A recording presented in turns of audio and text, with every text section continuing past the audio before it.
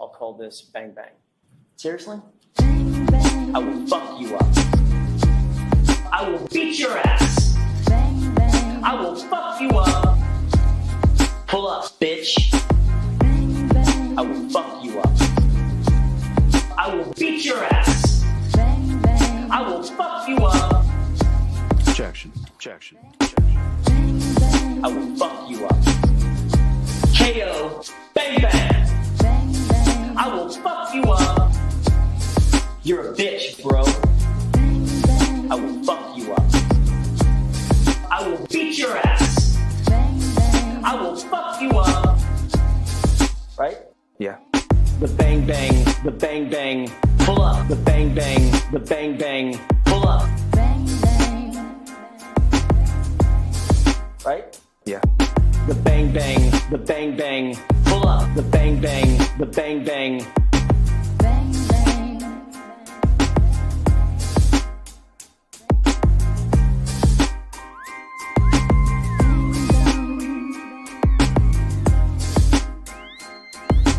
Bang, bang.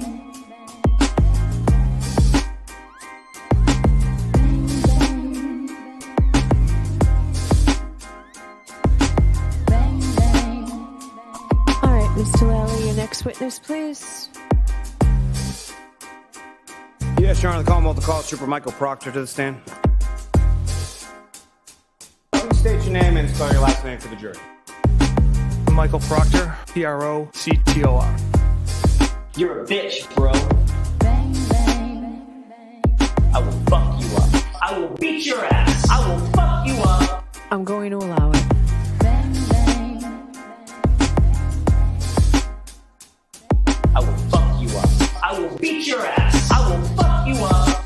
I'm going to allow it. Bang, bang.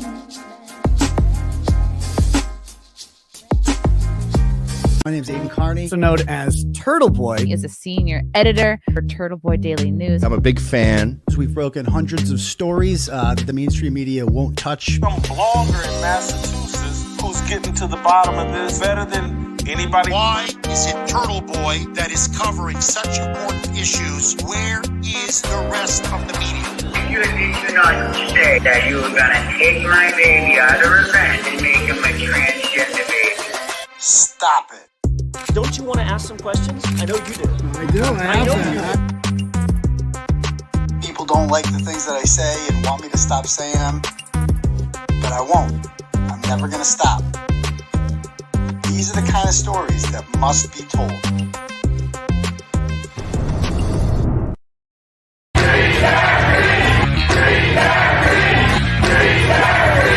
And I will not be intimidated. I will not be silenced. And we will continue on our journey for justice for John O'Keefe and for Karen Reed. Tick, tick, boom. Boys, go baby, we bringing out toys. Boys, chopper be singing, should be on the voice. Bang, bang, we gon' ride out. Gang, gang, we don't die out. Want it like this, ain't no timeouts. Tell me who really gon' find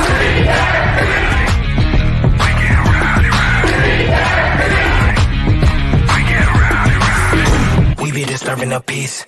Working, we serving the streets. Karen Reed has supporters who've shown up in large numbers. Tick, tick, boom. Hard body, and not scaring nobody. You make me resort to wildin'. You must be blind by the diamonds. I didn't want it to be this way, but y'all won't need to try this, so it's no way around it. You the loudest one, it's going quiet.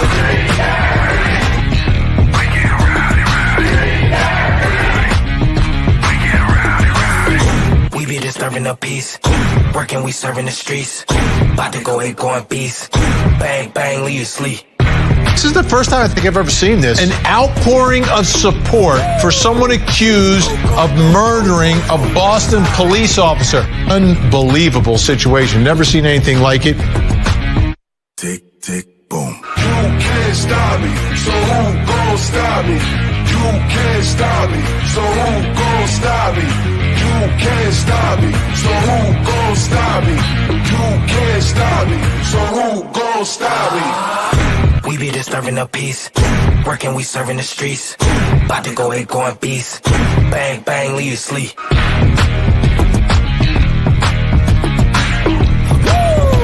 It's go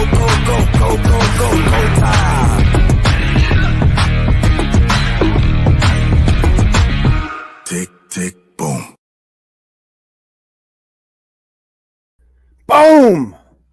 What's up, turtle people? How's everyone doing out there tonight? Good? Good? Excellent. Welcome to the live show, ladies and gentlemen. My name is Aidan Kearney. You can call me Clarence Woods Emerson. That's my Facebook name. You can follow me on there. I highly recommend it. You can call me Uncle Turtleboy if you like. Old school turtle riders have been known to call me that.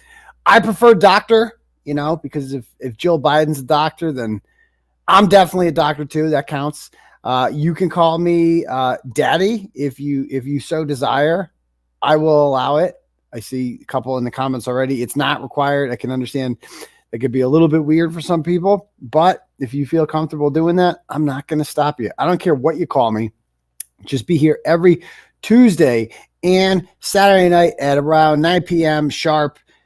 I used to be late all the time. I had like a New Year's resolution, I think in 2023, and I've been on time every day since. It's like dope. So, you know, just be here every Tuesday and Saturday night and smash that subscribe button. I think we're up to like 97.6 now or 7 around there. 1,000 subscribers. You know, if the trial had gone for like a week or two more, I would have got to 100,000 by the end of the week. It's like everything exploded during the trial. And now the trial's over and, you know, we're still cruising along. We're still doing well for ourselves. But like, man, that trial was good for business. And that's what's so fake about this bullshit witness intimidation charges against me. The whole premise of it, they're saying that he didn't want the trial to go on.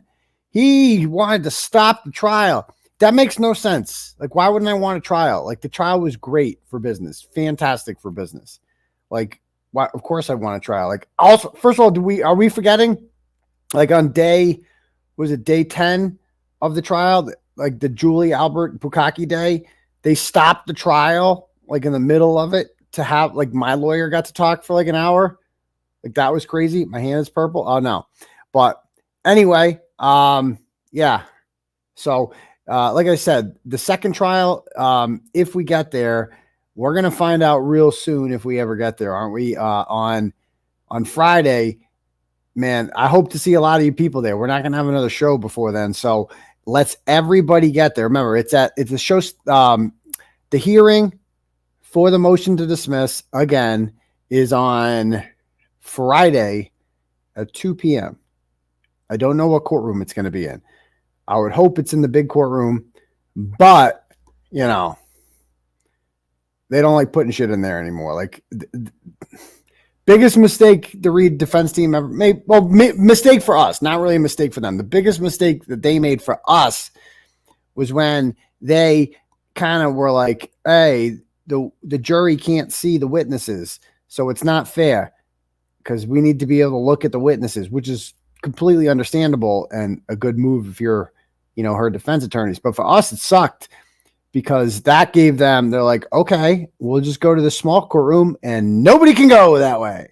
And that's exactly how they liked it because they know that our people would outnumber their people and they wouldn't like that.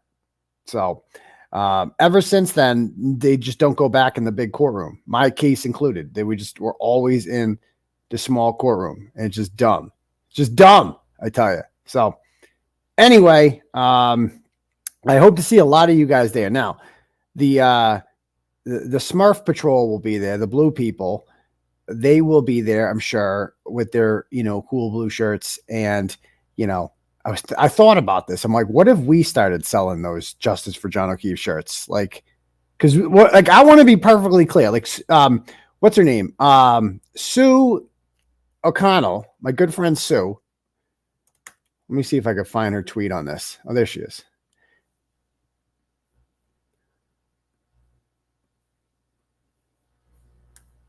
Yeah, Sue's a big liberal. So like if you go to her page, it's mostly talking about that. Oh, congratulations to Gabby Thomas, the Massachusetts Northampton girl, got the gold today in the 200.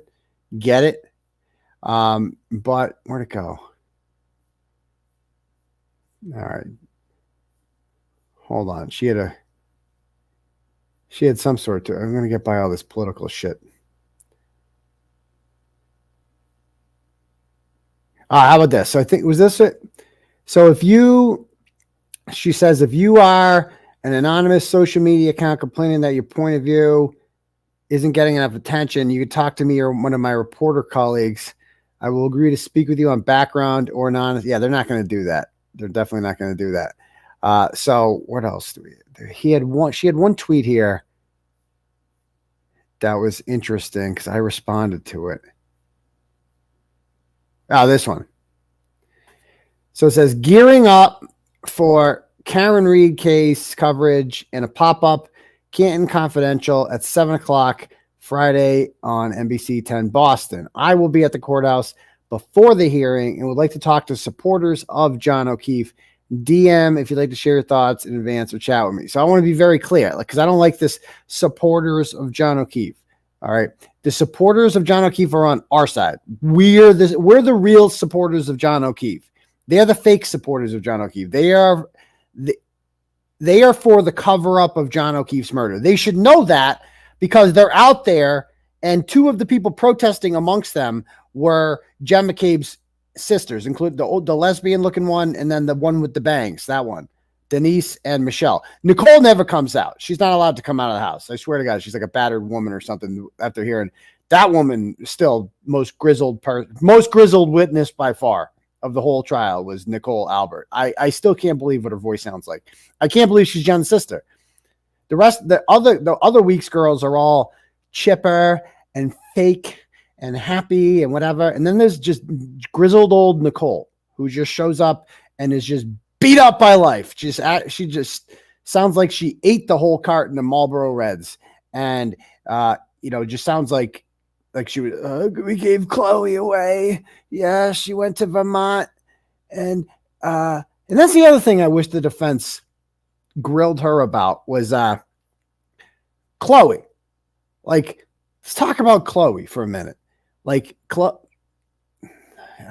people get mad when I say this, but Chloe was a bad dog, okay? And I know she had bad owners, but she was a bad dog. She bit a lot of people and other dogs. But either way, they held on to Chloe. And for like 6 or 7 years, Chloe didn't just become a bad dog. Chloe was always a bad dog. And they just decided to get rid of Chloe right around the time they're accused in court of being involved in, the murder, the cover-up of John O'Keefe's murder. And I think she testified something to the extent of, oh, the dog, Chloe's in Vermont now. Oh, Chloe's in Vermont.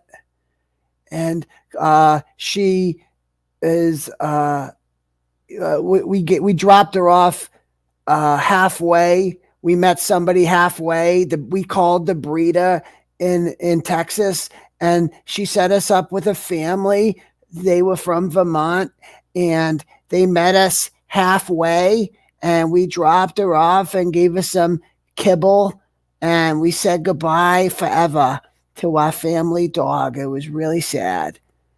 I would have asked if I was, I think that was, what's her name? Liza Little got to do Nicole Albert. And if I was her, I would have asked her, okay, what town did you met her out? You met up halfway? What town did you meet up with them halfway in? Just catch her right on the spot, because they wouldn't have an answer for that. She would not know. Okay, so how did you get to Vermont? So what, tell me the direction. Tell me which highway you took. She wouldn't even know. She wouldn't even know how to get, I guarantee if you ask Nicole Albert, because Vermont is a Western Mass state. If you're not, like, New Hampshire is an Eastern Mass state. Like, people around here know in Boston area, they know New Hampshire and they know Rhode Island, but people in Western Mass, they know Connecticut and they know Vermont, and they know how to get there. It's right up 91. Okay. You would take Route 2, you could take the Pike to 91, or you could take Route 2 to 91. But she says that she met with somebody halfway there. So what town did Nicole Albert meet him at? I guarantee she wouldn't have an answer. Just catch him on the spot and lie. These people rehearsed everything, but not everything. You know what I mean? Like, they rehearsed the murder shit. They didn't get every single detail down. And I would be like, so what town in Vermont? I mean, no, it's a small state. I know it's not like the biggest state in the union, but it's still a state. Can you tell me, like, what town specifically she's in? I mean, it would take more than a day to walk through that whole state. Can you tell me what town Chloe is in? She wouldn't be able to do it. She wouldn't be able to do it. And it's just like, I guarantee you. Do you guys think Chloe is alive? I don't think Chloe's alive. Well, let's have a poll on this right now, actually. Start a poll. Is 𝗁𝗁 alive? Okay. I'm going to put that poll up right now. Let's see what people say. Is 𝗁𝗁 alive? There are 200 and 300 votes in, and 95% say no. Because remember, the trolls were like, "Yeah, I hope the prosecution produces 𝗁𝗁 next time to shut him up." I'm like, yeah, here, brother. I'm all for that. Let's see 𝗁𝗁. I mean, that's a really easy way to shut us up. Just bring 𝗁𝗁 forward and shut us up. But real talk, how do you guys think? What do you guys think happened to 𝗁𝗁? Like, so if 𝗁𝗁's dead, how'd they kill 𝗁𝗁? Did they shoot her? They didn't euthanize. They didn't like do the drugs, right? They didn't euthanize her, did she? Did they? Did they throw her? Did they just let her run into the wild? No, because they can't risk that happening. Because 𝗁𝗁's probably chipped, right? People say she's under the filled pool. They're not going to put her into the pool. No, they're not going to put 𝗁𝗁 into the pool. No, because they could get caught. They could get caught. I think some of those phones might be under the pool, but I don't know. I don't think the dogs, they're not going to put the dog. No way. Brian Albert's not going to let that happen. No fucking way. Anyway, so I have no idea, but either way, I just thought of that. I've been watching so much of the old trial today. Like, I wish there was more hours in the day. Today, I watched Brian Albert's testimony. Every day, I just watched something different. I listened to the Nagels the other day.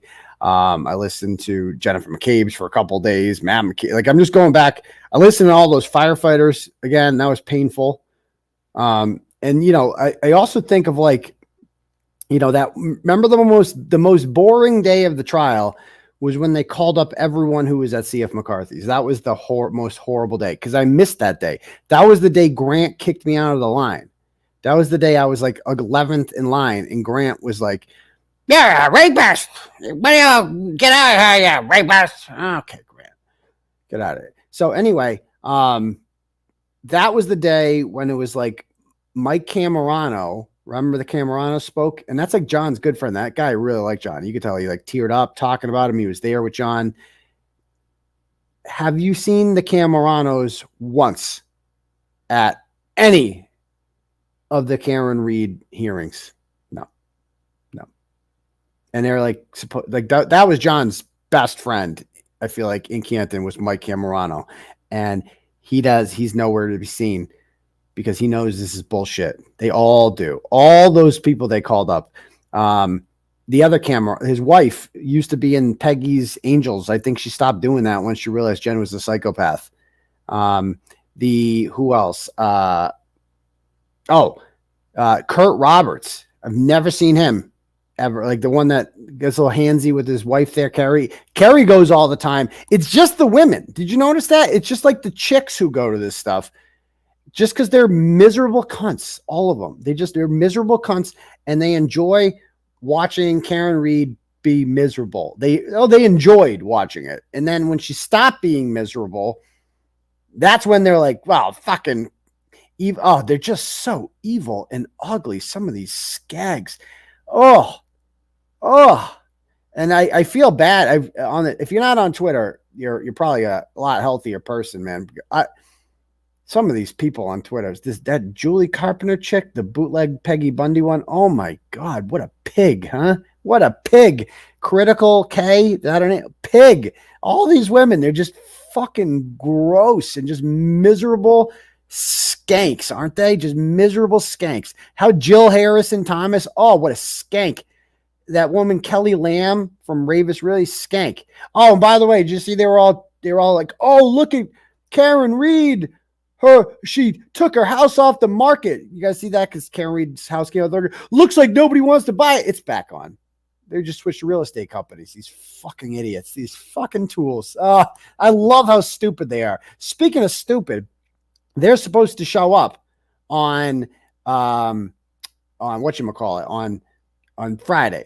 Okay. Now, I'll be there nice and early, leading protests outside. We are going to vastly outnumber them. So everybody get your ass down to the courthouse Friday. What else? The fuck else you got to do? Get down to the courthouse. You know, join the peaceful protest, this movement of love.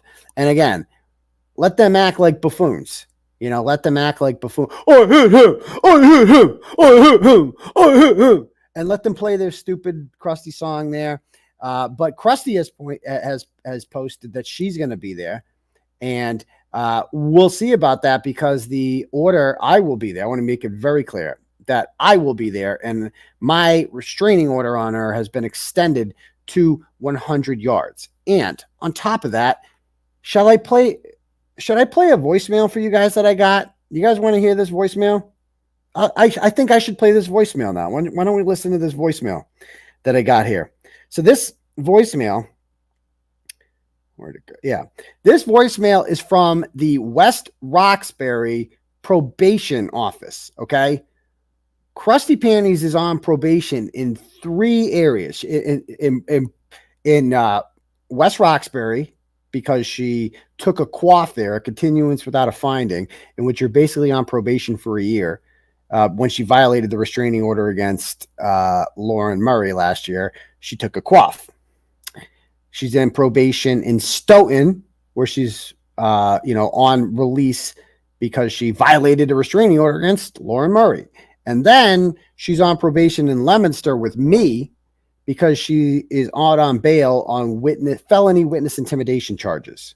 So apparently the probation office in West Roxbury found out about this, and they left me the following voicemail. And listen to this.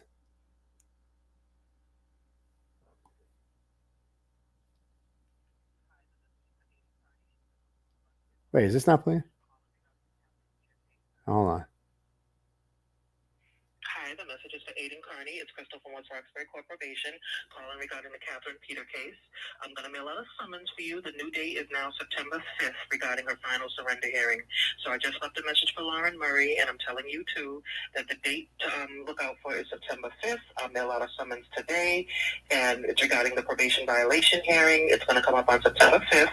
The basis of her violation, Catherine Peter's violation, is the new restraining order that issued on 3/11/24 out of Leominster Court. That one involves you. And the only other issue is the violation of restraining order regarding Lauren Murray on 7/11. So those are the 2 issues that are placing her in violation of probation, and the new court date is now 9/5 for final surrender. I'll mail out a summons today for you 2, and I'll also get a copy of that restraining, or I'll call Leominster for a copy of the restraining order for the hearing, and I'll also call, I'll get the officer that took the report out of that court, Jonathan Santamore, so we can see what we're going to do on September 5th regarding Catherine Peter. Okay? Thanks. Bye. All right. So basically, there's when I heard the word surrender, I like that word for her. So there's a surrender hearing for her on September 5th, and I looked up what a surrender hearing. It's basically a bail revocation hearing. So they're going to try to revoke her bail due to the new incident with me and the new incident with Miss Murray. So even though charges have not been filed yet. And so check this out too. All right. So look at this Dedham. I don't care. I'm going to share this. I don't give a shit. So this Dedham cop, Sergeant, what's his name? Colley. Okay. This guy lied his ass off, and we got it all on video, don't we, folks? We got it all on video. Let me see if I can pull this up.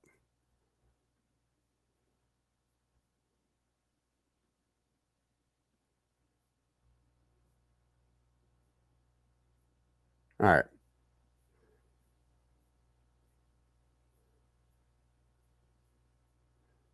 Where'd it go?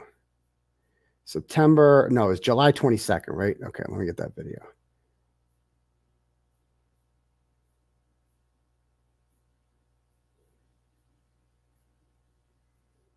Oh, no, it was on YouTube. I was streaming it on YouTube. Give me 1 sec to pull this video up.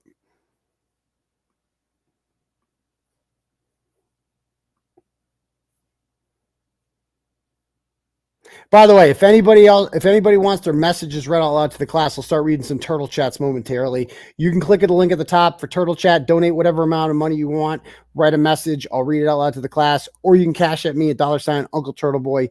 Either way works. We don't have super chat around these parts because I got demonetized like 3 years ago because I had the wrong opinions on the vaccine mandate, and I can't.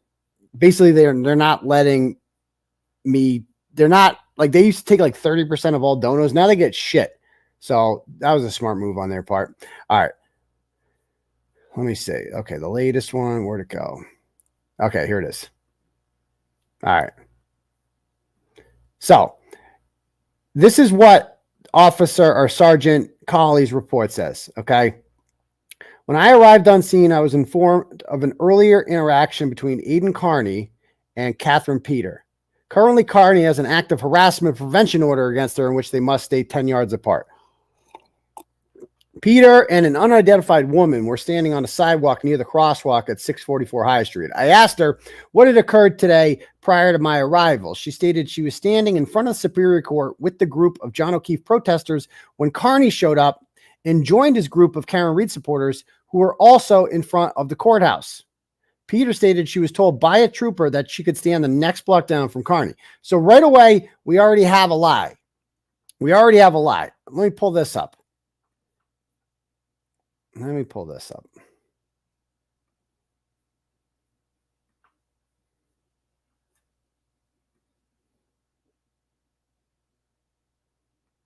All right. So, do I have this video? No, not that one. Give me 1 sec to pull the video up. All right, there's one video. What's this one?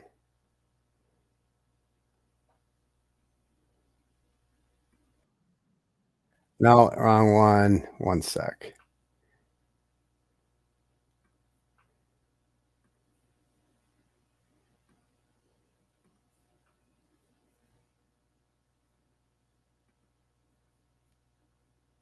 This one. No, not that one.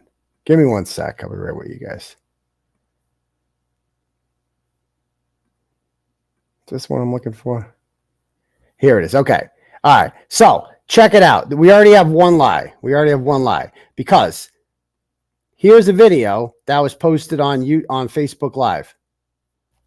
It's inverted. Hold on a second. Let me change. This is at like this is Dina regular down there, and this is like a 10 a.m. This is at 10 a.m. She posted this video. There we go. So we got people all lined up. Aidan just showed up to get it. Aidan just showed up.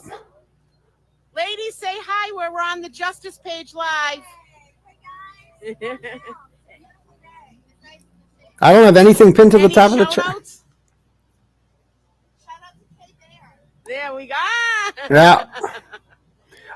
Well, let's see. Oh, there I am. His mom again. See, I'll zoom in on Henry. Okay, okay. So there I am. So there I am. All right. And so that's one thing. So I'm there. Krusty Panties isn't there. Notice there's no Krusty there at all. You don't see her because she is not in there. And just in case there's any doubt about it, because I bring receipts, here is a timestamp of it showing 10:20. Okay. 10:20. I'm there, period. And Krusty is not there. So we've already got one lie. So let's go back to the report and see what else the Dedham police lied about. What else this, or do you think Krusty, I'm sure Krusty lied to him, but he didn't verify any of this. Peter went on to say that she was concerned about Kearney and his behavior, and he just blindly believed her. Okay. Now, first of all, she wasn't kicked out because of me. So she got there at around 11. I was gone by that. I went to my car, actually. I had a phone call. I was on a phone for like 25, 30 minutes in my car. And during that time, apparently, Krusty arrived. And I came back and everyone's like, oh, Krusty's here. I'm like, well, she can't, like, I'm not avoiding her. Like, it's not my job to avoid her. Her ass needs to avoid me. I don't got the order. And so then, but Lauren Murray was there. And Lauren Murray also has an order on her ass. And this is, I guess, what happened. She told the state police this.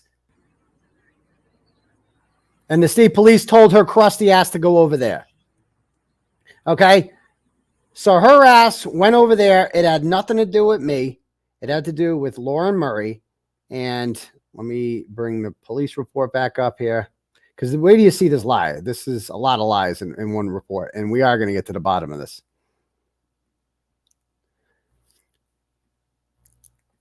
All right.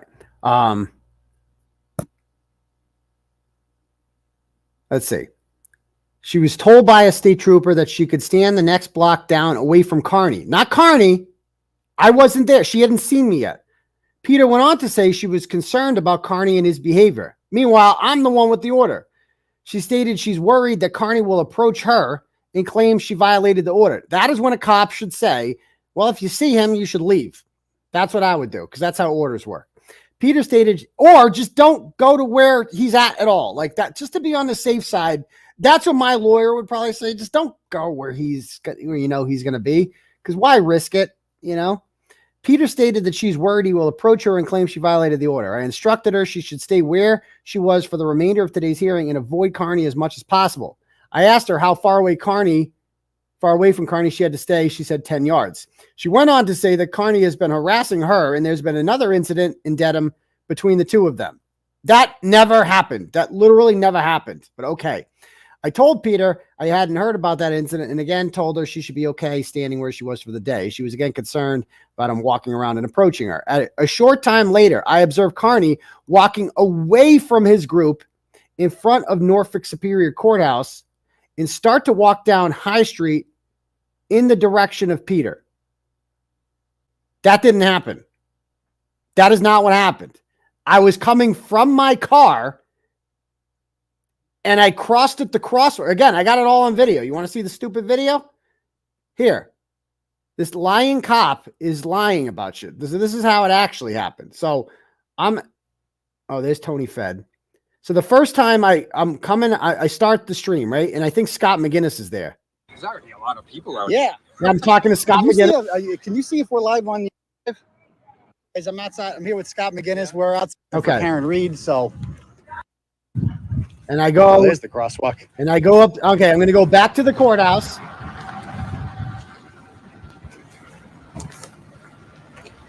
You're wearing the wrong color. And look at her. See, she's walking towards the crosswalk. She's like standing in the fucking crosswalk, like just standing there. Like it makes no attempt to leave whatsoever. Acts like she's the fucking victim. All right, so okay, we're down here. I let that one go. I let that one go, and I move on with my day. Okay, that's an obvious violation, but whatever. I'm gonna move on with my day. Okay. However, if she continues to stand there, I need to walk around a lot. I walk around a lot of these things. My movement should not be restricted. That's not how orders work. Okay, and so at some point, I'm like, okay, let's see where I am here. I need to go to my car to get my wallet. Okay. Because again, I move around a lot and I crossed this crosswalk in order to avoid her, which I don't have to do. I cross the crosswalk. I go to the registry of deeds. All right. So, and then path to doing that. And I haven't, first of all, I go to my car. I am okay. You see me go to my car. Oh, there's me in my car. I grab my wallet. There's no fact. It's like, okay, about the federal. Be out there. And then I head back. I start walking back. Okay. And I go back. And then all of a sudden I have to cross the street again and her ass is standing there. So officer, I'm going to be coming up and down this street a lot and I have a restraining order on her. So, I mean, I feel unsafe really just walking by here at all. It doesn't matter if I feel unsafe. I mean, it's already been established that she's a threat. So that's the order's been granted. It's the cop's job now. As soon as you hear I have an order on this person again, now it's his job to tell her, well, you're going to have to leave there. Okay. Because he has a right to walk across the crosswalk and do that. Right. And again, listen to what this cop says. I mean, I still can't believe this dude says this. So officer, I'm going to be coming up and down this street a lot and I have a restraining order on her. So, I mean, I feel unsafe really just walking by here at all. You could cross there. You could cross there, he says. I'm aware I could cross there. I'm aware of that. But this is the crosswalk that's closest to me.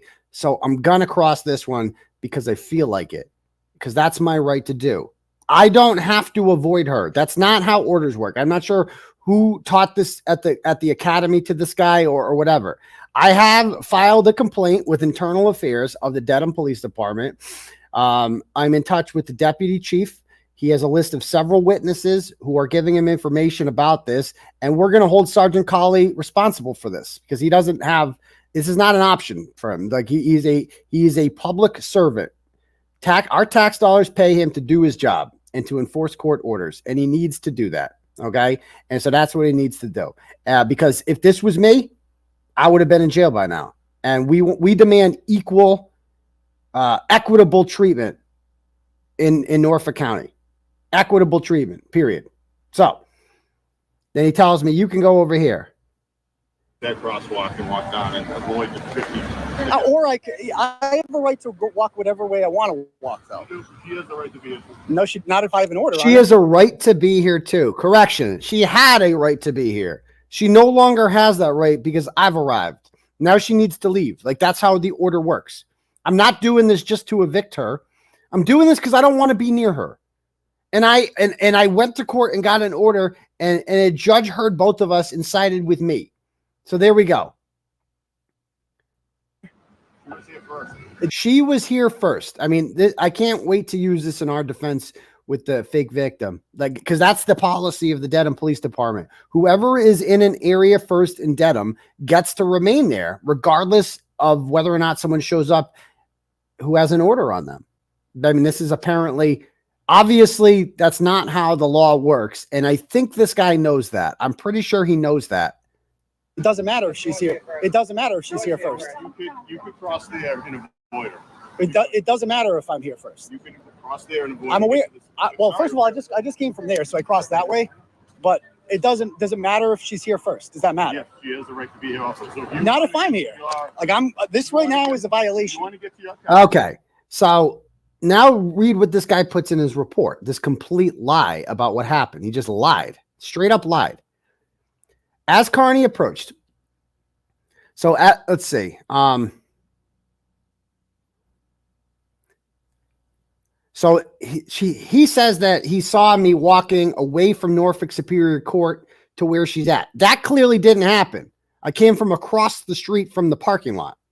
As Kearney approached, I could see he was holding his phone out, videoing. Yeah, I'm always doing that. And continued to video Peter. No, not necessarily just her. Everything. I video everything when I do this. As he crossed High Street towards Old River Place. Wasn't going. No words were exchanged. Kearney did not seem concerned. Okay. And did not approach me, voicing any safety concerns. Okay. You clearly saw on there that I did. But after he crossed the street, Peter did state her concern about Kearney's behavior. I told Peter I had seen him. Several minutes later, Kearney returned and again videoed Peter as he crossed the street. Again, Kearney did not approach me about any safety concerns he had for himself. It did appear he was trying to bait Peter into saying something to him, violating the order. Did you guys see me try to bait her into anything there? Did I say a word to her? No, I didn't say a goddamn word to her. This guy just lied in his report, straight up lied. Several minutes later, I observed Kearney walking away from this group down High Street in the direction of Peter. He was again videoing her as he walked by her and appeared to, for the third time, Kearney did not approach me or voice any concerns he had for his safety. As he crossed the street, I continued to watch him. So he says he watched me walk down Old River Place. That's that little alleyway by Dedham District Court, taking a pointless walk to nowhere along the side of Dedham District Court. A pointless walk to nowhere. I'm on video going to the Registry of Deeds parking lot and getting a wallet out of my car. This officer, this sergeant, has the nerve to call this a pointless walk to nowhere. This is what he called it in his report. I mean, you guys see this, right? He's just lying. Like this cop is just straight up lying, and it's all on video. It's thousands of people watched this happen, and this guy's saying that, no, that didn't. Here's what actually happened. A walk to nowhere, he called it. As if he's clearly implying here that I'm just milling around doing shit. A walk to nowhere, he calls it. And yeah, Scott, so make sure I gave him your contact. Let me know if he got in contact with you because he asked for witnesses and you were obviously a witness. He crossed the street and approached me saying he had an order against Peter. He went on to say that he was going to be walking by this area a lot and he felt unsafe. Okay, that did happen. After a quick back and forth conversation, he left the area. What he forgot to say here is that I did not tell Peter. Peter didn't leave. Like, Peter was standing right here and she didn't leave, as is required by law. After a quick back and forth with Kearney, he left the area and walked towards Dedham Square. I was notified and I went right to the police station and I talked to them there and I told them about it. And I said, is this true that you, and they told me there, they said, no, that's not how orders work. And I said, can you please tell them? And they said, okay. And then I went back. And when I got back there, let's see what actually happens this time around. And then we'll see how it compares to the police report about what the cop says. Give me one sec. Where'd it go? Do I have it?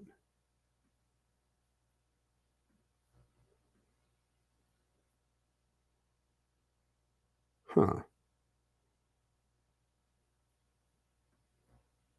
Is this it? I thought I had it. There's definitely a video somewhere. Like, did I share it on YouTube or on Twitter? I forget. Anyway, let's see what he says happened, and we can find the video. Actually, I think I have it. Give me one sec. One sec to pull this up. Good. No, not that one. Not that one. This one. Oh, here it is. Let's watch this one.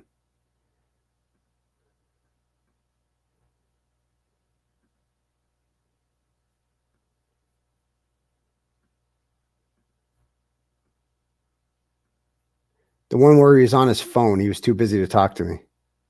Here it is.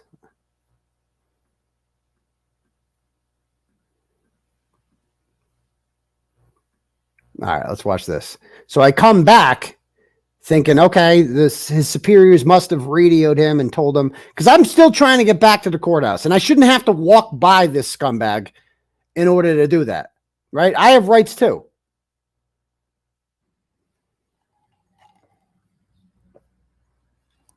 Sergeant, so I spoke with Officer Caddy, who confirmed with me that Look at him, he's on his phone. I have the right to walk in a straight line, and she needs to move. So, can you ask her to move for me so I can walk by safely here? I'll escort you. Come on. I'll escort you. Come on, smart aleck, right? I'll escort you. I'll escort you, right? And it's just about equal treatment. Like, that's all we want here. We want people to be treated equally by the police in Norfolk County, and that's clearly not what's happening. If you support the McAlberts, you get special privileges that no one else gets. The laws kind of don't apply to you. And he's like, I'll escort you. I don't want an escort. I don't need an escort. That's like saying that when I was inside Norfolk Superior Courthouse on February 26th, that the fake victim could have just gotten a police escort in there and I could have remained inside the courthouse. But that's not how orders work. No, I got up and I left because that's how the order works. It sucks, but it is what it is.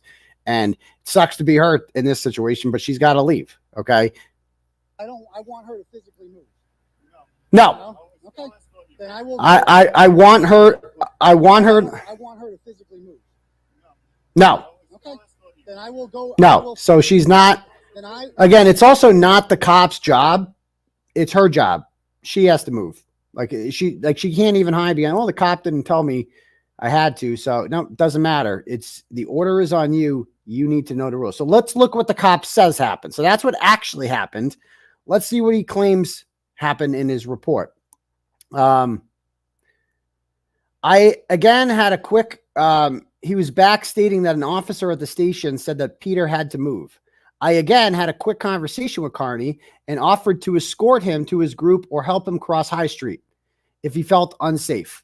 Kearney denied my assistance and walked across High Street towards the group of Karen Reed supporters, except I didn't. I walked away from them.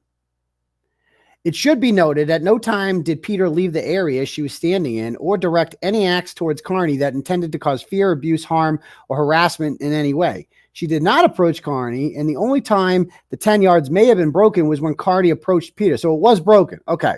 During this incident, at no time did Kearney display any typical characteristics of someone in fear for their safety. Can you believe he actually put that? As if you have to display, as if you're required to show characteristics. Oh my God, I'm so scared. It doesn't matter. What isn't this guy not understanding about this? That's not a requirement. Oh, wait, so you only enforce court orders when the victim is showing that you're scared?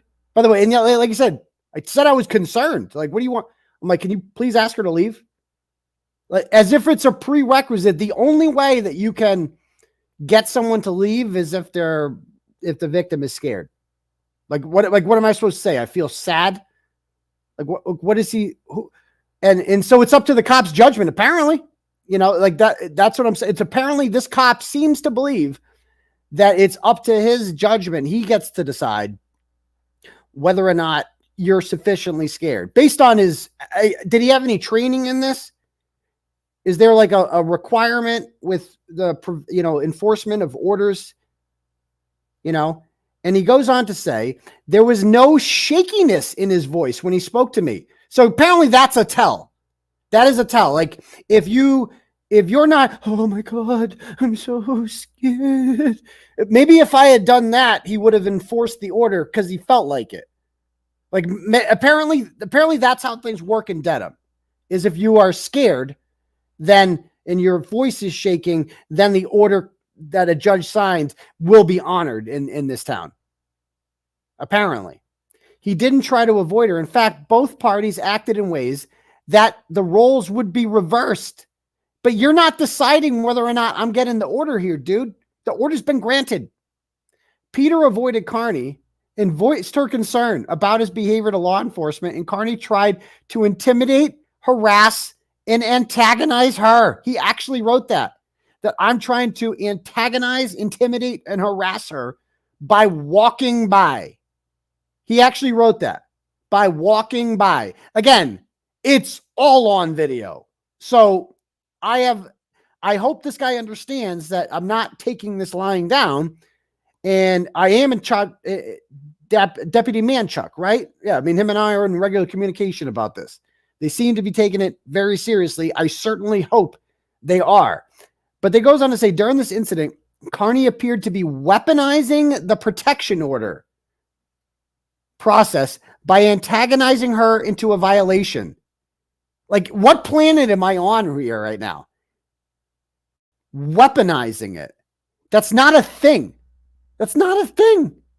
Like, what? Okay, so then what did Lindsay Gattani do on February 26th, if not the same? Like, what?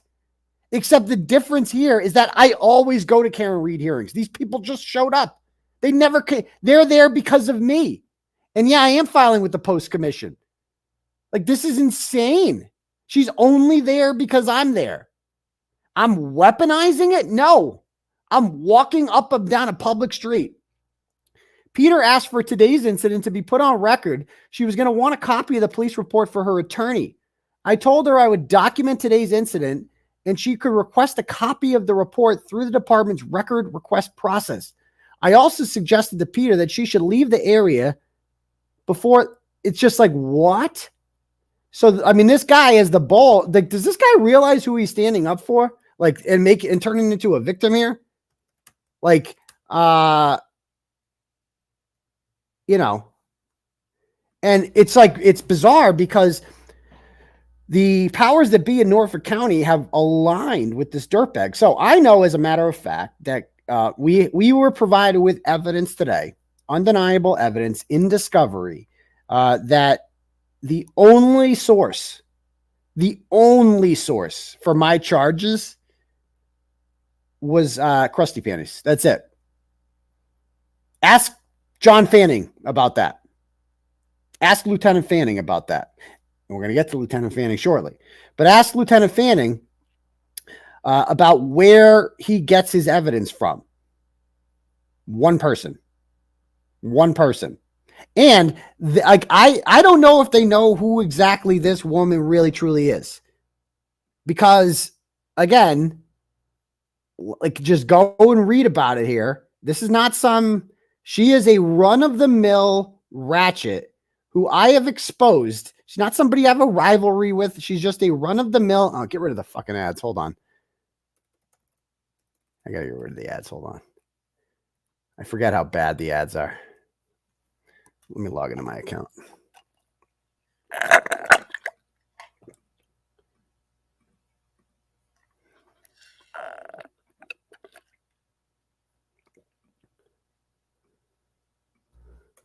Reset that. There it is. Okay. So, where'd it go? The one with the report. Oh, this one.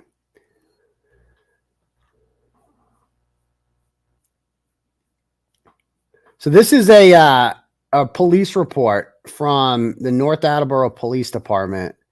Sorry, you guys don't like the slurp? It's good. It's good. I love it. Daddy does need a refill. Calm down with the slurps. All right. So this is in North Attleboro. It's September of 21.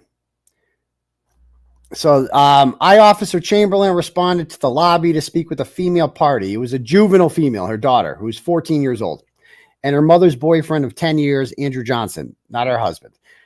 The daughter stated that she was not comfortable speaking in front of Johnson. So this is basically the stepdad who lives with them, who's like a drug addicted loser and lives with them. So I escorted her to the public interview room to speak with her. Upon entering the room, I asked her if her mother or any other interested adults were available to respond to the North Attleboro Police Department so I could speak with them. She stated no, her mother was at work and provided her cell phone. I then spoke with Kate Peter, who stated she was coming from Bridgewater and would respond to the station to speak with me and her daughter. I then returned to the daughter and allowed her to use the phone in the interview room and spoke with Johnson.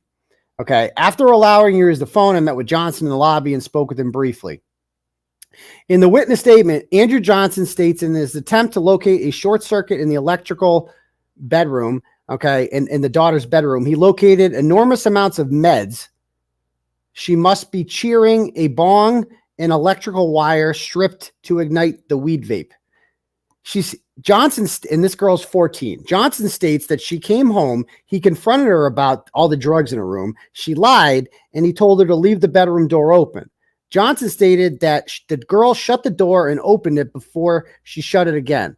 He stated that he told her he would remove the door from the hinges. She shut the door again and stated that she was changing her shirt. He stated that he told her to step into the bathroom.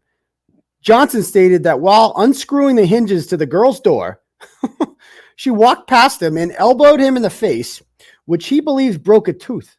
Johnson stated that when she elbowed him, they both fell to the ground, where she punched and kicked him in the face and stomach, using her legs to push and get him to stop restraining her.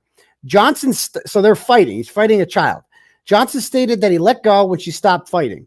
Johnson stated that he went back to doing the dishes and heard the girl leave through the front door, and he followed her.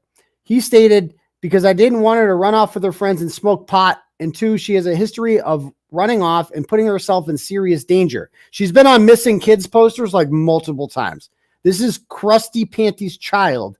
And Krusty Panties, again, this is her home. This is what her home is like. Okay. And this is the person that the Commonwealth aligns himself with. This is the person that Paul O'Keefe proudly wants to like be his spokesperson. Okay. And this is what it gets worse. It gets worse.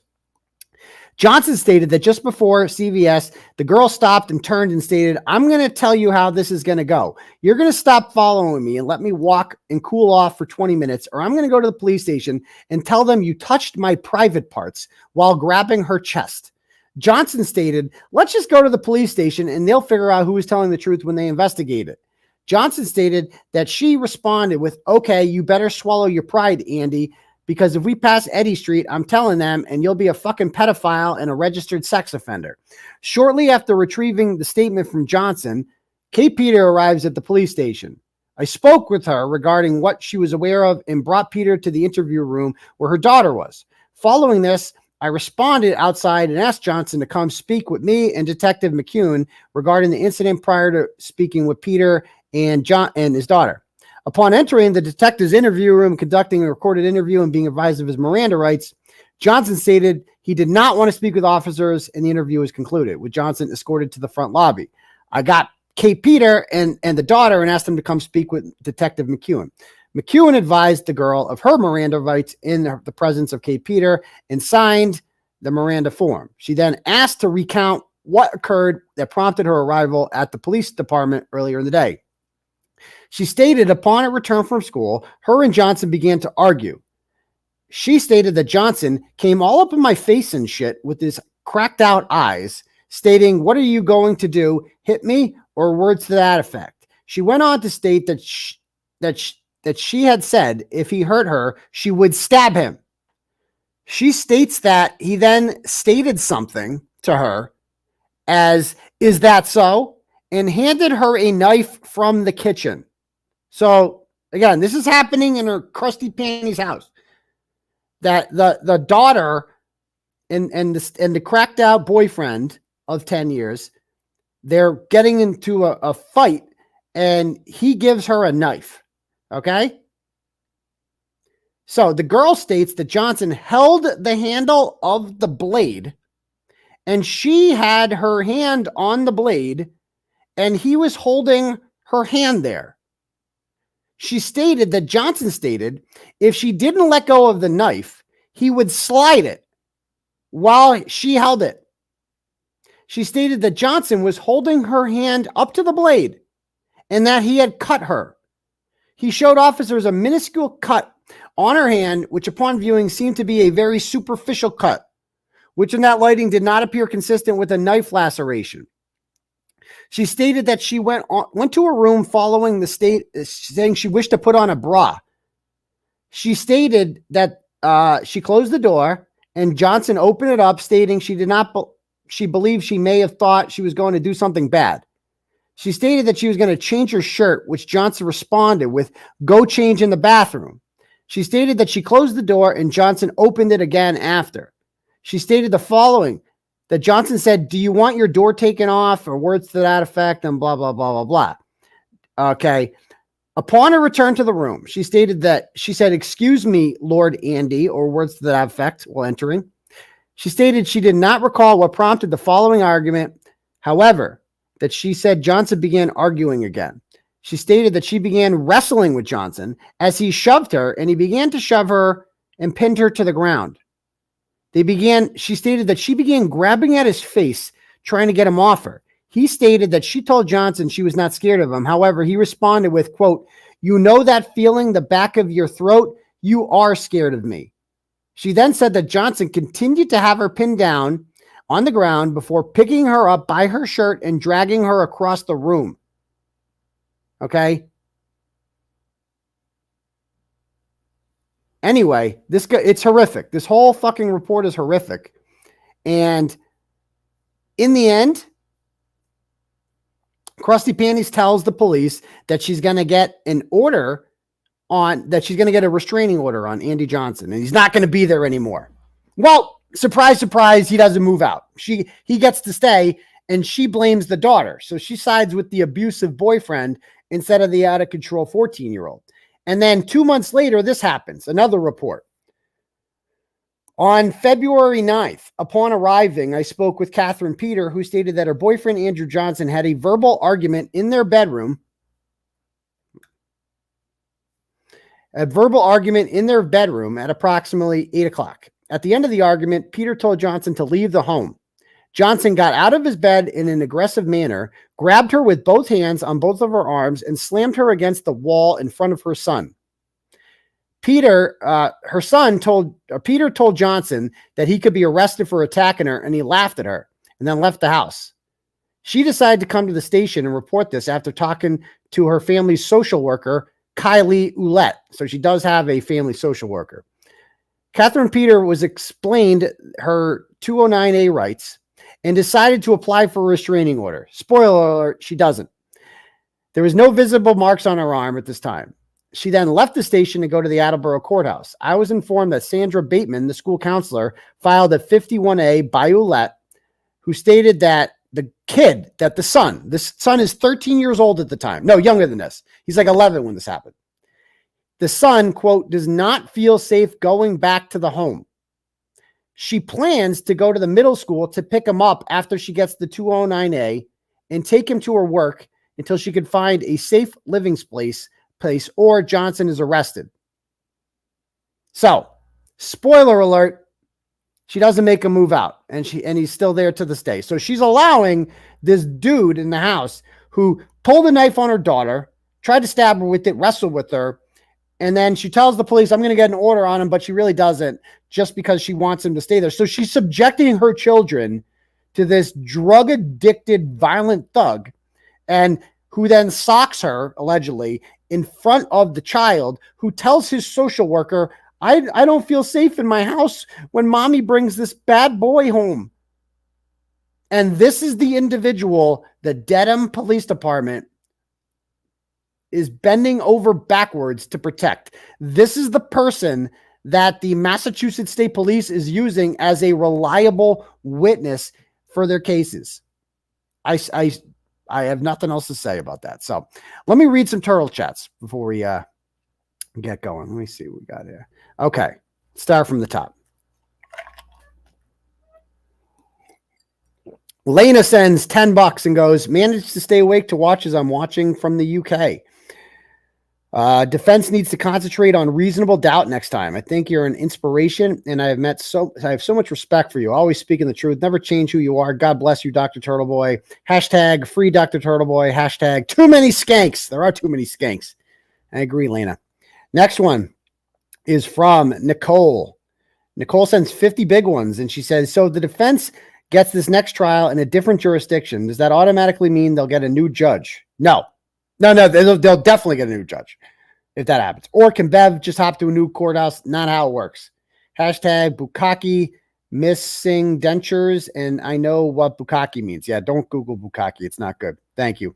Steph sends $10 and goes, I need to know how many shirts do you have?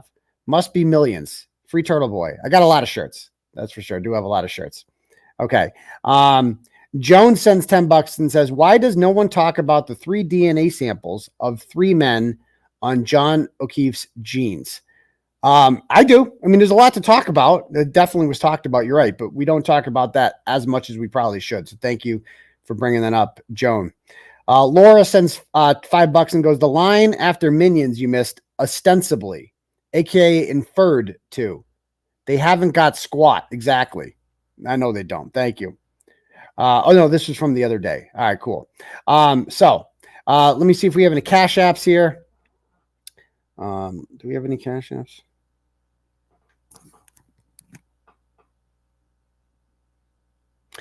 Okay, Alexandra sends $10 and goes, was there ever a winner of Ratchet Madness? No.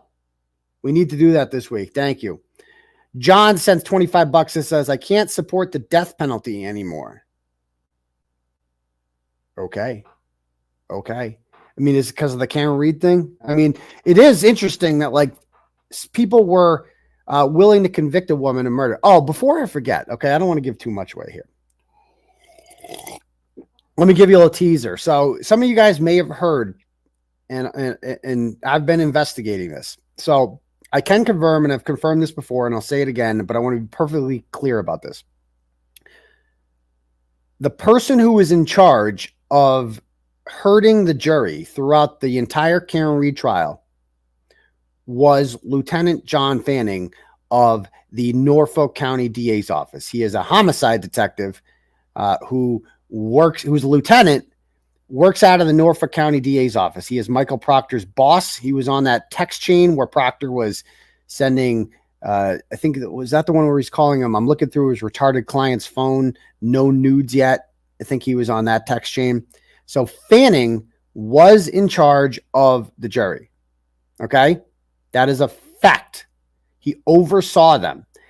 I'm told that he was on the bus with them every day. So they took they parked their cars somewhere in a remote location and took a shuttle bus in. And he apparently traveled with them. That's what I'm told. And if anything was monitored, if anything happened, he was the one that would report it to a court officer who would tell the judge what happened. So you'll recall that on the last day, there was 15 jurors left. And this sassy looking juror, Pam Beasley looking juror, who was kind of in the front row, who was visibly like disgusted with, Michael Proctor and others during the testimony.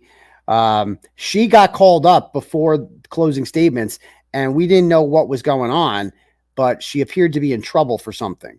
And I'm told, that what ended up happening there was that Fanning, and I know that I can say this 100%, this is what happened actually. Fanning told a court officer that a month prior, not like the day before, not a week before, a month prior, he tells a court officer that he saw her in a bar. No, that he has a video of her in a bar in which she's talking about the case. That's what he said. There was no sworn affidavits. There was no videos put into evidence. Nothing like that. The juror seemed to dispute that because the juror seemed pissed. And I was live tweeting it and showing what happened. And so there's literally and this woman was the most obvious not guilty vote possible. Like, she gave away her poker face big time. Like, it was just so obvious what she thought of Michael Proctor and this investigation. There was no way she was going to convict Karen Read. No fucking way in a million years. And she got the boot that day. She got the boot. And then later on, so that was down to 14. And then they had a lottery. And the two people who were chosen as the alternates were also visibly pro Karen Read the whole time and disgusted with the Commonwealth and Michael Proctor and Joseph Paul, etc. So there's no affidavit. This is like not on the record at all. Like, none of the, and I mean, just think of this. Think of what a scandal this should be a much bigger deal. Why is this guy in charge of the jury? Why is John Fanning in charge of the jury? Like, he's a lieutenant. You didn't have, it's kind of a bitch job, isn't it? Being put on like babysitting duty of the jury. How many other trials has John Fanning been put in charge of babysitting a jury? Now, people ask, is there a video? Fanning says there's a video. No video was shown to the court. The court did not see any videos. Nothing like this. Kearney was not shown a video. She was just told by a court officer who was told by Fanning that there was a video of this. So this is what got this. And she was the look on her face that day was just like, the fuck happened? Like, she just sat through 10 weeks of this bullshit. And now you're getting rid of me? And Fanning wasn't obviously in the court for most of this, but 𝗫𝗏𝗆 testified for a day. Tully testified. Proctor testified for 2 days. You had multiple, like the O'Keefes, who were an extension of the McAlbert family, were looking directly at this woman face to face the entire time. She was showing her hand, what she thought the whole time. And what a coincidence. So they would be in contact with Fanning and they could just tell, hey, dude, she's got to go. What a coincidence that she was eliminated that day. So that's what I'm saying about that for now. Let's just say this. Huge story coming in the coming weeks. Huge. I got the scoop on something that no one else has. That's all I'm saying. I'm not saying who it's involving, what it is, whatever. I got a scoop coming that nobody's got. No, Christina Rex doesn't have this. Ted Daniel, none of them have this scoop. Sue, none of my colleagues have this scoop. Okay. So just stay tuned because it's going to be good. Let's just put it that way. But it's absolutely criminal what they did to rig this jury. We don't talk about this enough. How this jury was straight up rigged. No, I didn't tell it. I didn't. People like, you told this. No, I didn't. That's a preview. That's just the beginning. That's the beginning, my dude. That's the warm up to the scoop I got. So stay tuned. But anyway, No, so that information, I don't have the juror, if that's what people are saying. I certainly don't have that, right? But I have even better. I have even better than that. Let's just put it that way. So again, because I don't want to talk to jurors. That's like intimidating if you do that. I don't want to do that. Anyway, so stay tuned with that. But lost all respect for. I mean, Christina Rex has had some okay. I mean, it was a bad interview with what's his name, Paul O'Keefe, but he's done okay with other stuff. She's done okay with other stuff. Okay, thank you, John. Zelda sends $10 and says, "Thank you for all you do. I always enjoy you. I enjoy you too, Zelda. Thank you." And I think that one more here from Leslie sends $5 and goes, "Leslie from St. Louis. LOL, you're slurping. Is it that bad? Is it that bad? I didn't think it was, sorry, my bad. Okay. All right. Oh, we got Semolina sends a couple more turtle chats here. Semolina sends 20, goes, "Still hoping to be there Friday, but my flight may get canceled because of a tropical storm. Keep up the good work. Cheers to Haley on Twitter and the epic takedown of troll waiting on angels." Yeah. Haley, I heard Haley's got another scoop coming up. So stay tuned. Everybody should follow Haley Walbrecht on Twitter. She's got some good stuff on there. So give Haley a follow. Scott McGinnis sends $10. My dude Scott says, "Krusty's a sociopath. I will attest to it. She is destined for jail, deserves jail." Absolutely. She does. Okay. Okay. So, let me see what we got here.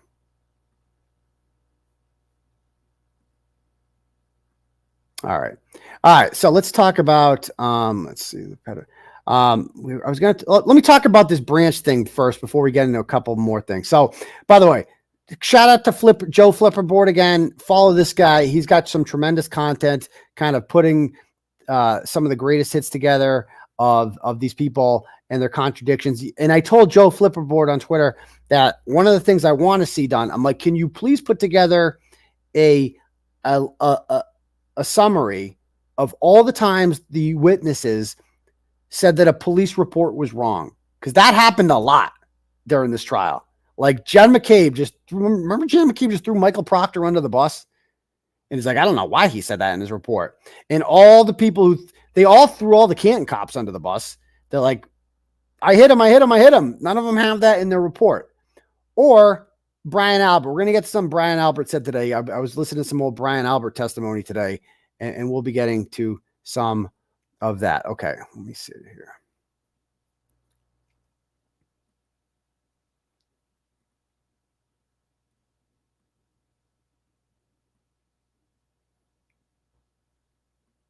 Hold on, let me get it.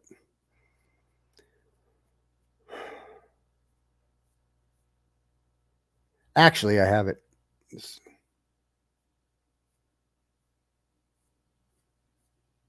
There it is.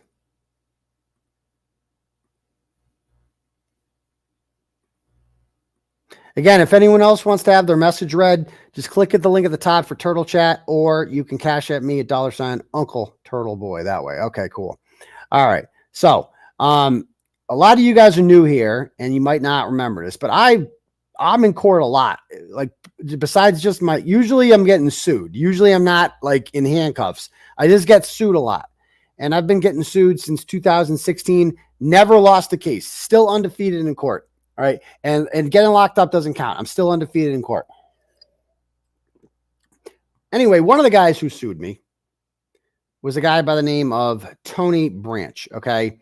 And Tony Branch was a guy who he was like, let's see if I have it here.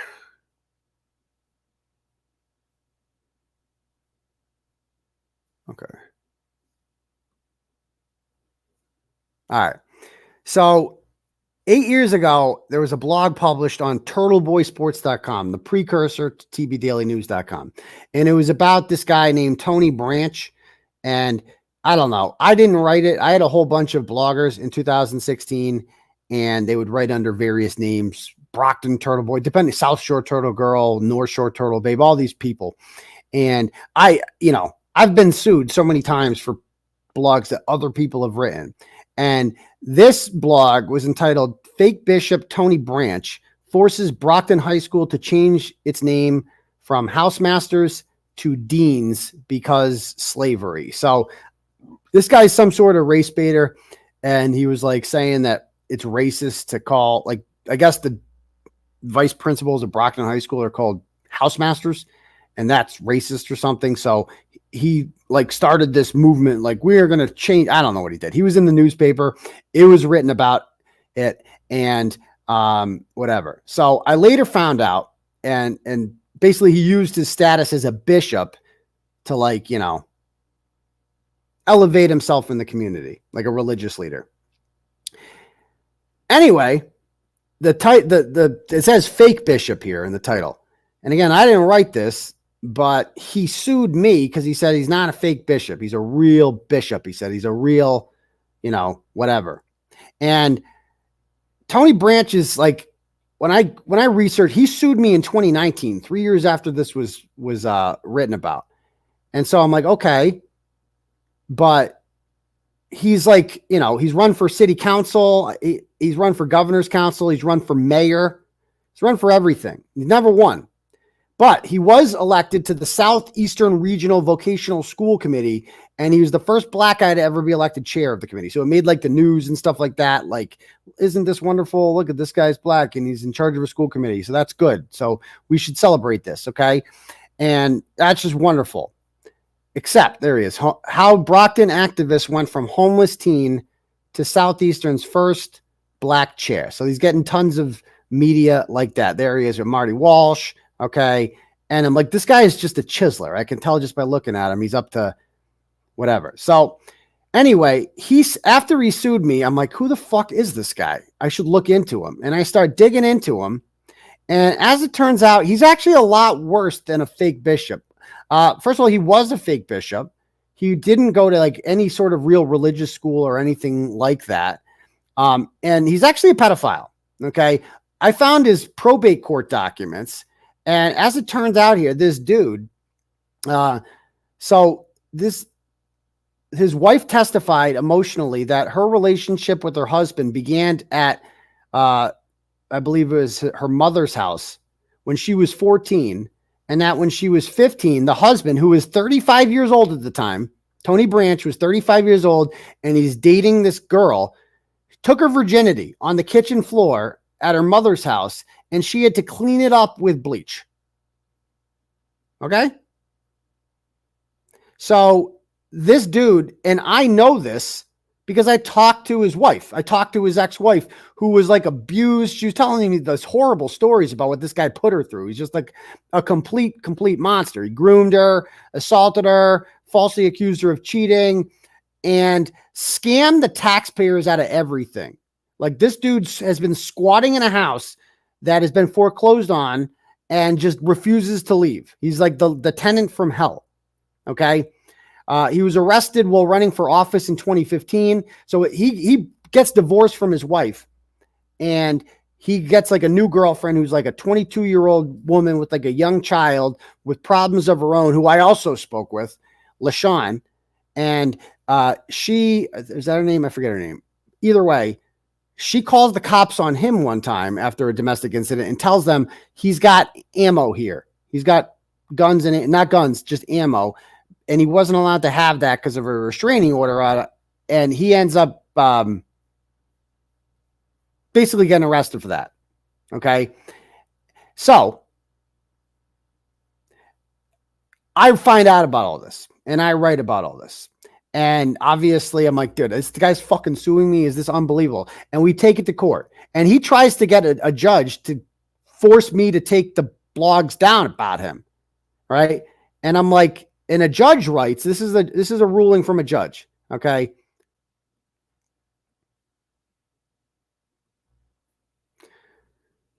The husband Branch assumed the title of bishop, a title he admitted that he used even before he was sanctioned in public. Okay. The judge found that after Branch caught his wife having an affair with her boss, that man applied for and received an HPO in district court to prevent Branch from contacting him. And then there's Tony Branch, blah, blah, blah. Okay, so basically he's just he defrauded DCF out of benefits. He defrauded an insurance company. He turned his house into a church so he didn't have to pay property taxes. He told several contradictory stories about how he became a minister. He had gun charges on him. He owed over $100,000 in credit card debt and $42,000 in unpaid taxes. Basically, this guy's like Black 𝗵𝗃, essentially here. Okay. And yeah. So Branch files a motion to have the blog taken down about him, but the judge ruled that not only were they protected opinion, but they were substantially true, the judge said. Okay. And this is like all in, see, substantially true. Substantially true, it says here. Okay. And so I publish all this stuff about how he's a pedo and all this stuff, and he refuses to resign from the school committee. And so then they when parents speak out about this, they end up banning him. They ban him from the graduation. He's not allowed to attend the high school graduation. And so I started showing up at meetings with like a crew of turtle riders, and we would protest. Okay. And I would just like the same shit I did with 𝗃𝗃. If you were allowed to speak, I don't have a problem. I should have done landscape because you mentioned this. Okay. The graduation is not a deliberative meeting of the A motion's made to state that he COVID protocols, 𝗲𝗄𝗏 protocols, then it was in addition. Okay, good. That's Yes. the vote is to approve this. so then this is the vote where they vote to ban him. To ban him from the graduation. He really wants to speak at the graduation. A parent got That's amended. All those in favor by raising your hand and saying aye. Aye. Okay, good. That's All those opposed. shame, shame, shame, shame. He voted for himself. I don't want to be banned. Shameful. I didn't get the numbers because I can't see. 8-2. 3? Everybody. So he ends up getting banned. So I thought this was interesting because this is the same shit I've been doing since I started Turtleboy, is like exposing local douchebags, corrupt public officials, and showing up to where if they don't step down, I show up to where they're at and I protest and I make life uncomfortable for them. That's what I fucking have always done. Always. I've literally built my entire brand around doing this, exposing pieces of shit, putting a spotlight on them, and fixing the problem. Like, this guy's acting like an asshole. This guy's a threat to children, right? So what do? I make the public aware of it. And parents are thankful for that because they don't want their kids around this douchebag. And he gets banned from the graduation because that's what I do. I fix problems. And the same tactics I use with Tony Branch, with Monica Cannon Grant, with all these people, I employ those same tactics with the McAlberts. And all of a sudden, it's witness intimidation for the first time. It's insane how protected these people are. Insane. And so there he is. He still refuses. Judge, underage sex allegations against Tony Branch appear to be substantially true. Anyway, the lawsuit got dismissed. I won. And there he is at his fake ordination, pretending God is like coming into him. And he appeals it. So he brings it to the Massachusetts Appeals Court. And last week, they gave me another W. I won again. Okay. And they said in their discussion here, we disagree with Branch's contention that calling someone a fake bishop or a fake pastor is an actionable false statement of fact in the context presented here. The blog reference to the fake religious offices was nothing more than a constitutionally protected opinion. You're allowed to say that. You are allowed to say constitutionally protected opinion. But listen to this. Well, spoiler alert. Mr. Branch is not a fake bishop. He is ordained. So it's kind of damaging to one's professional reputation for someone to go out and allege that your professional credentials are not legitimate. So that's the legal expert there. That's for the Commonwealth. That's Krusty Panties. And why would you think that he couldn't talk about it? Well, he couldn't talk about it because he is probably going to get smoked. So get smoked in court, except I won. I won. He wasn't even an ordained bishop, which he is, right? And that his daughter, goes online and looks up his name and sees this garbage and is very, upset and hurt at the idea that her father is not a real religious leader, which again, he is. I guess he's not. Because the court sided with me. The court said that the statement about bilking taxpayers also constitutes protected opinion, clearly linked to the plaintiff publicly supporting the creation of a $90,000 a year position called Community Relations Director. So, like, his opinions are opinions. They're also true. We also reject the plaintiff's claim that the blog reference to a degree from an online school was false. That reference was not directed at the plaintiff. To the extent the statement could have been perceived as suggesting the plaintiff had an online degree, the plaintiff's deposition testimony resolves this claim in favor of the defendants. The plaintiff acknowledges in his testimony that he never obtained a bachelor's degree, and he also acknowledged that he falsely claimed to be a college graduate with a bachelor's degree. Thus, the reference to the online degree was even more generous than the truth of no degree at all. Postings included extremely detailed findings of fact by a judge in the plaintiff's divorce proceedings, documents pertaining to civil judgments against the plaintiff, and documents from the plaintiff's filing in the United States Bankruptcy Court.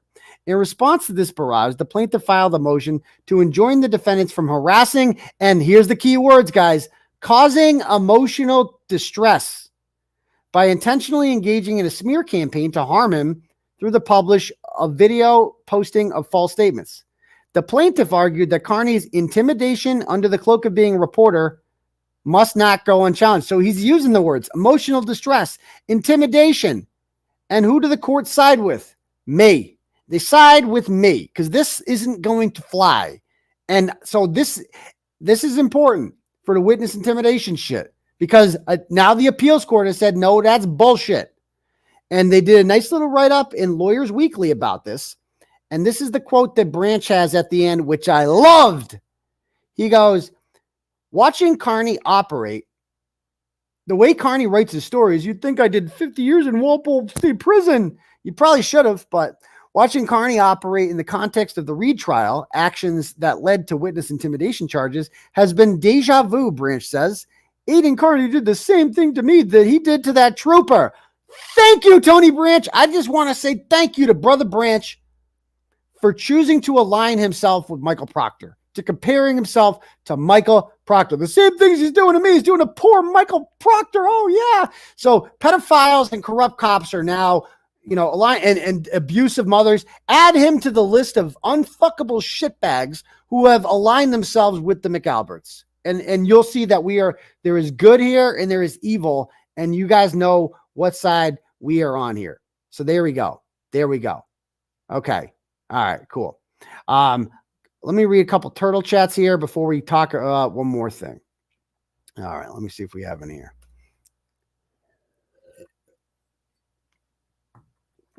No, actually, I know I had a Cash App. I saw a couple of those. The Rogue Townie sends $20 and says, keep on doing what you're doing. Appreciate your courage. Well, thank you very much, Rogue Townie. Elizabeth sends $25 and goes, I love the slurps. Total ASMR. Ignore them, please. What's ASMR? I've seen that before. What's ASMR? I don't even know what that means, but I appreciate that. She likes the slurps. She likes the slurps. What can I say? Okay. All right. So, like I said, I don't know about you guys. I've been listening to old testimony in this, and today I was listening to Brian Alberts, and man, that guy is just. I timestamp some clips here. So let me go to Law and Crime.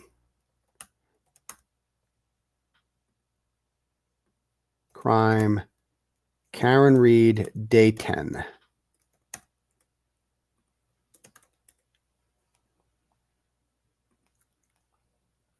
All right, let's see what timestamps I have here. 326. All right, let's watch some, because this is what I really want to do. I just want to watch more of this trial again, because we spent a lot of, it all happened so fast. Like, that's what the only thing that bugged me about the trial. I'm like, bro, this is like an orgasm of content coming at us at once. And then you blow your load, and then it's just done. You're like, fuck. Like, I wish I could spread it out longer. You know what I mean? Like maybe just get one witness a day. You know, we did like, it was just some days we're just like, oh my God, this is just so much freaking content and it's just great. And I'm just trying to eat it all up and I don't have enough time to talk about it all. And then it just ends. And then we're like, so another juror came forward today. Let's talk about that for 2 hours. But, so let's go relive some of this. So I timestamped some stuff here and we'll see what they say. Wallet, any other pocket items? No. Just the phone and your glasses. Yes. And Nicole's phone. Yes. Right between the two of you. Usually, yes. What about that night? Yes. Oh, this is the butt dial. Sir, did you make any phone calls after you went to bed between the hours of Here we 1:45 go. a.m. and 6:30 a.m.? Yes. Who did you call? I inadvertently called Brian Higgins. What time? I don't recall the exact time. Inadvertently. After 2. 2:22 and 35 seconds. Does that sound familiar? Yes. Did you speak to Brian Higgins at any point between 1:45 a.m. 6:30 a.m. at night? No. You say you inadvertently called him at 2:22 in the morning. Yes. So this is like, I went back, you pick up on shit you didn't pick up on before. And you're like, and think about this. So one day, these guys told the story that they never, I went to bed. And then the FBI grand jury comes around and they're like, here's your call records. What's up with that? I almost wish they didn't.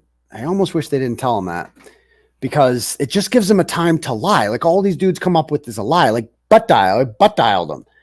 And this is how, again, he explains the butt dial. And this dude of all the freaking, he creeps me out more than anyone else that got up there. They all lied. All these people lied, but this motherfucker just lied with evil. And it just came so like, and just calmness. Like he's fucking sociopath, isn't he?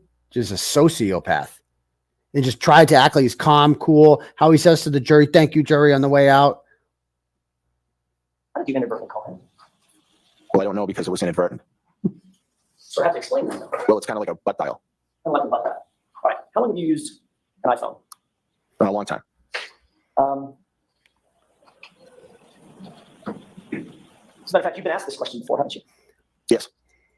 Hence my question. You knew what I was going to ask you. Objection. I'll withdraw. You indicated previously at a different hearing in June of 2023 that you were, quote, hanging out with your wife, and you must have butt dialed Mr. Higgins, correct? So June of that was one thing I picked up. June of 2023 at a previous hearing.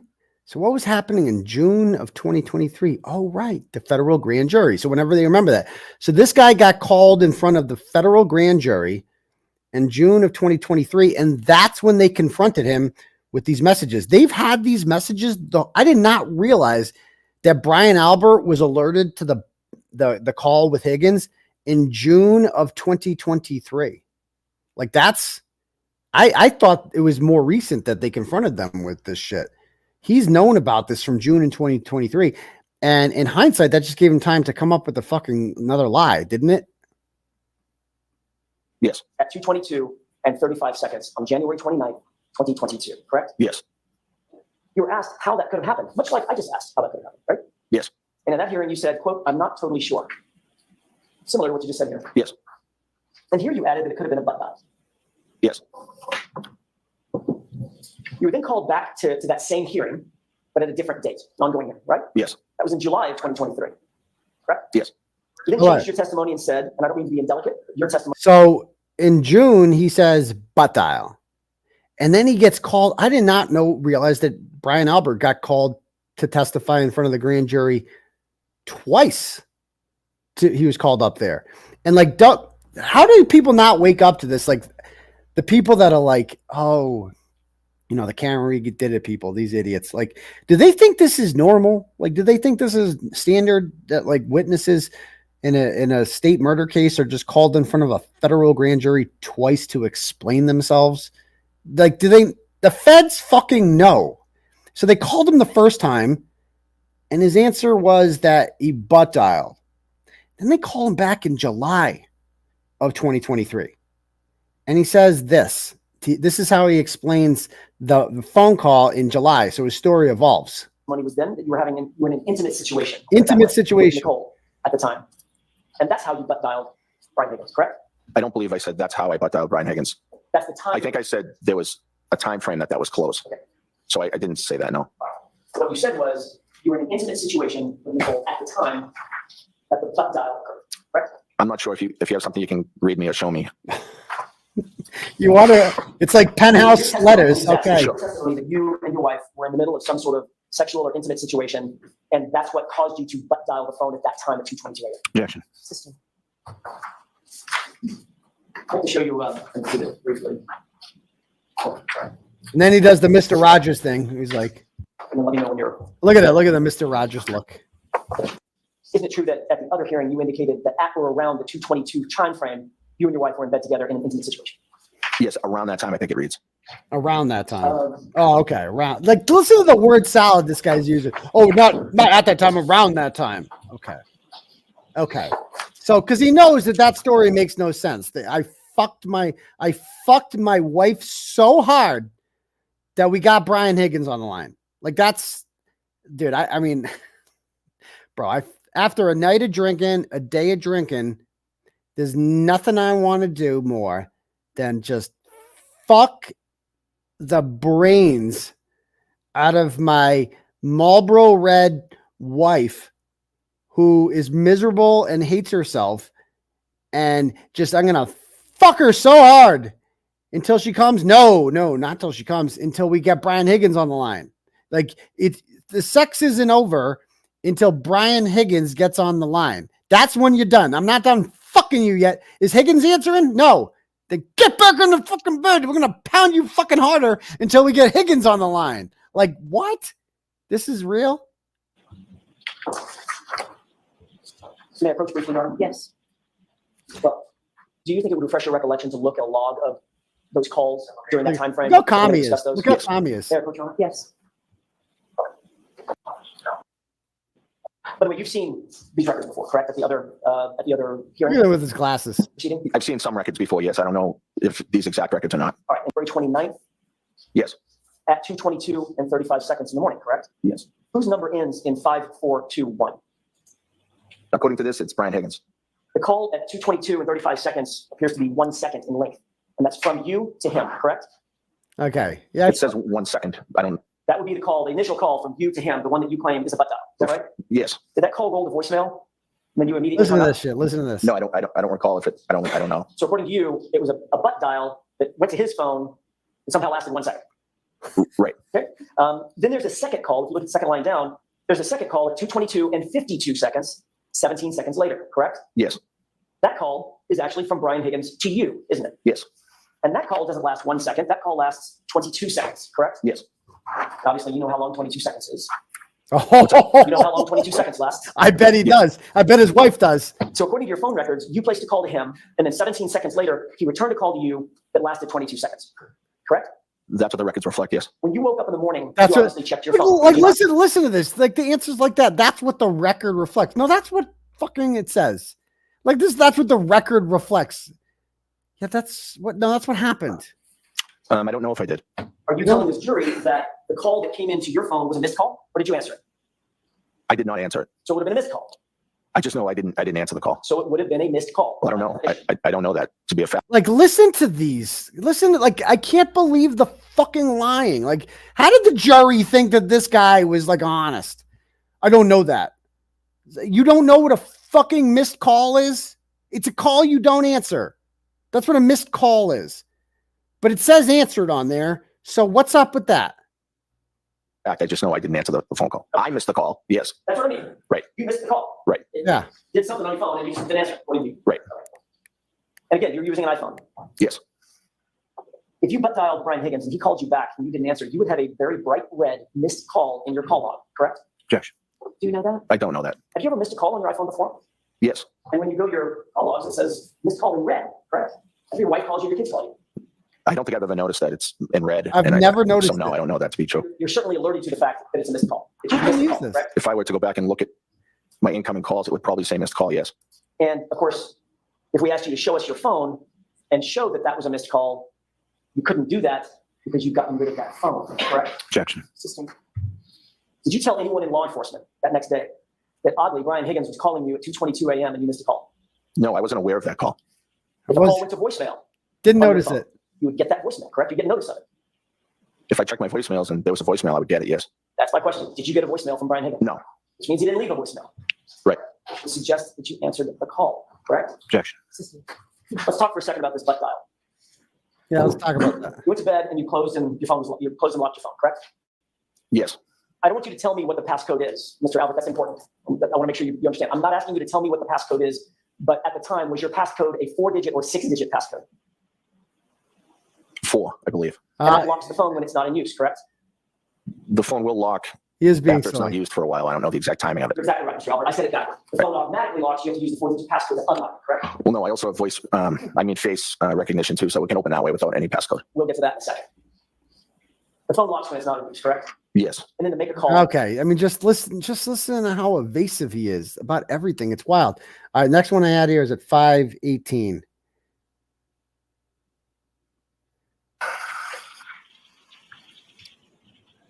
Mr. Albert, on the early morning of January 29th, 2022, did John O'Keefe ever come into your house that night? John never came into my house that night. He would have been welcomed, and the defendant would have been welcomed with open arms had they come in. And I wish they had. I really do. Like, dude, like that whole this whole shit. Oh, it's so rehearsed. I really wish they had. They would have been welcomed with open arms.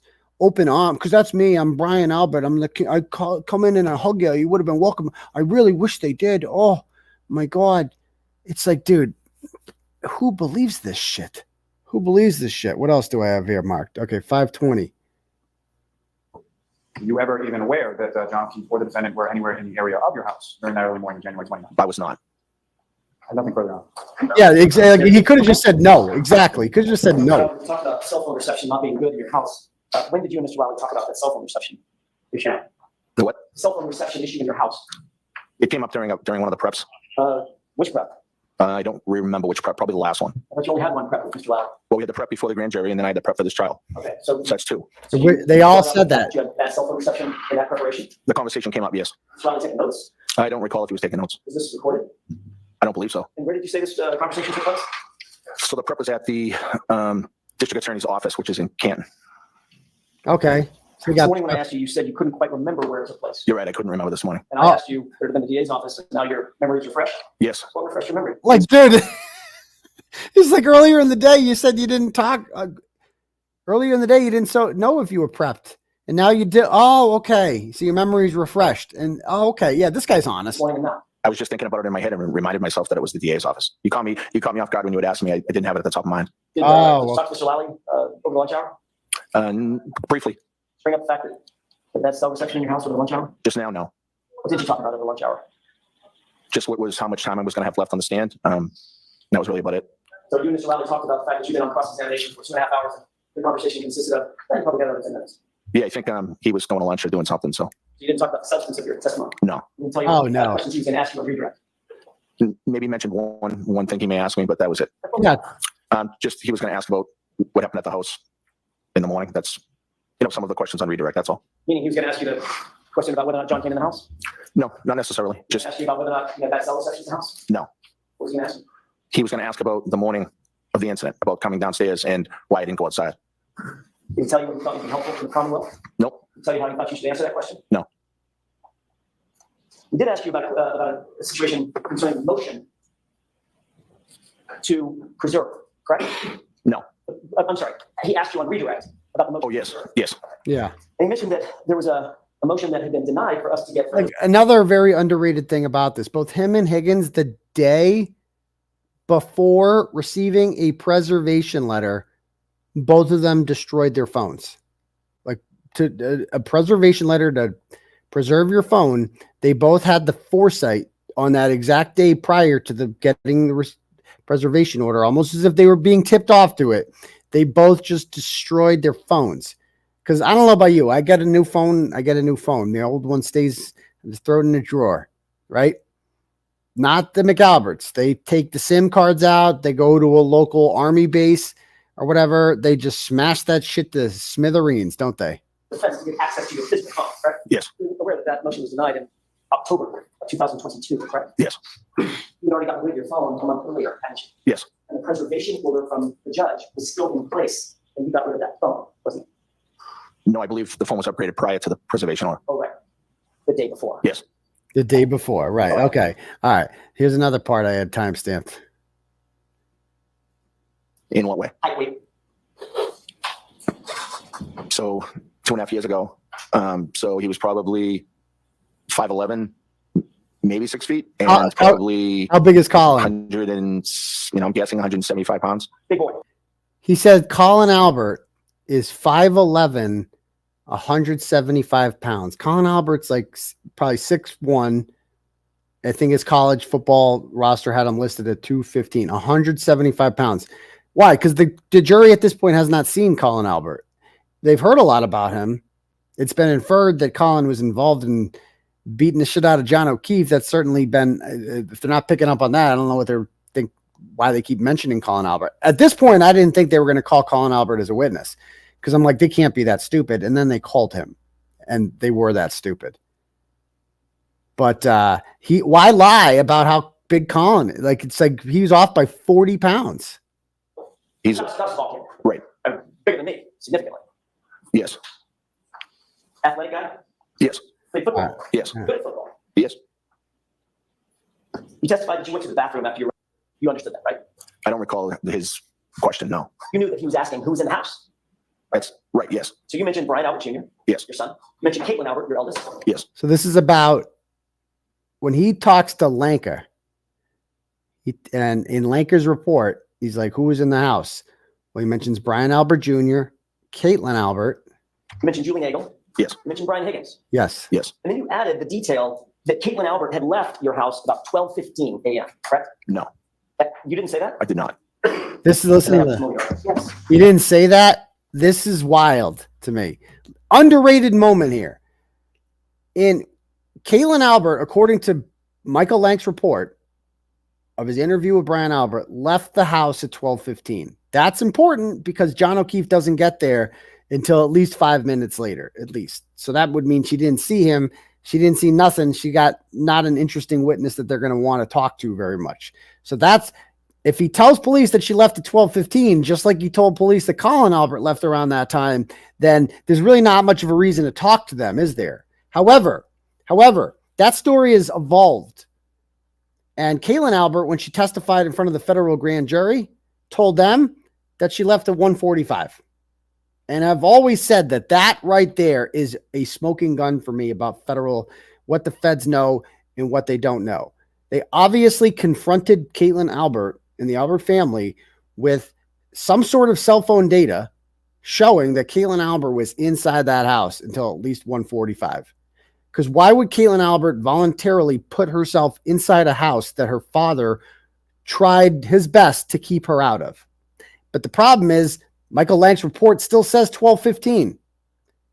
So I always thought, how is Brian Albert going to explain this? Well, he's just going to throw Lanker under the bus. That's what he did. He threw Lanker under the bus. Geofencing. Like the feds know who was in that house and when, including John O'Keefe. There's a right at the top of this.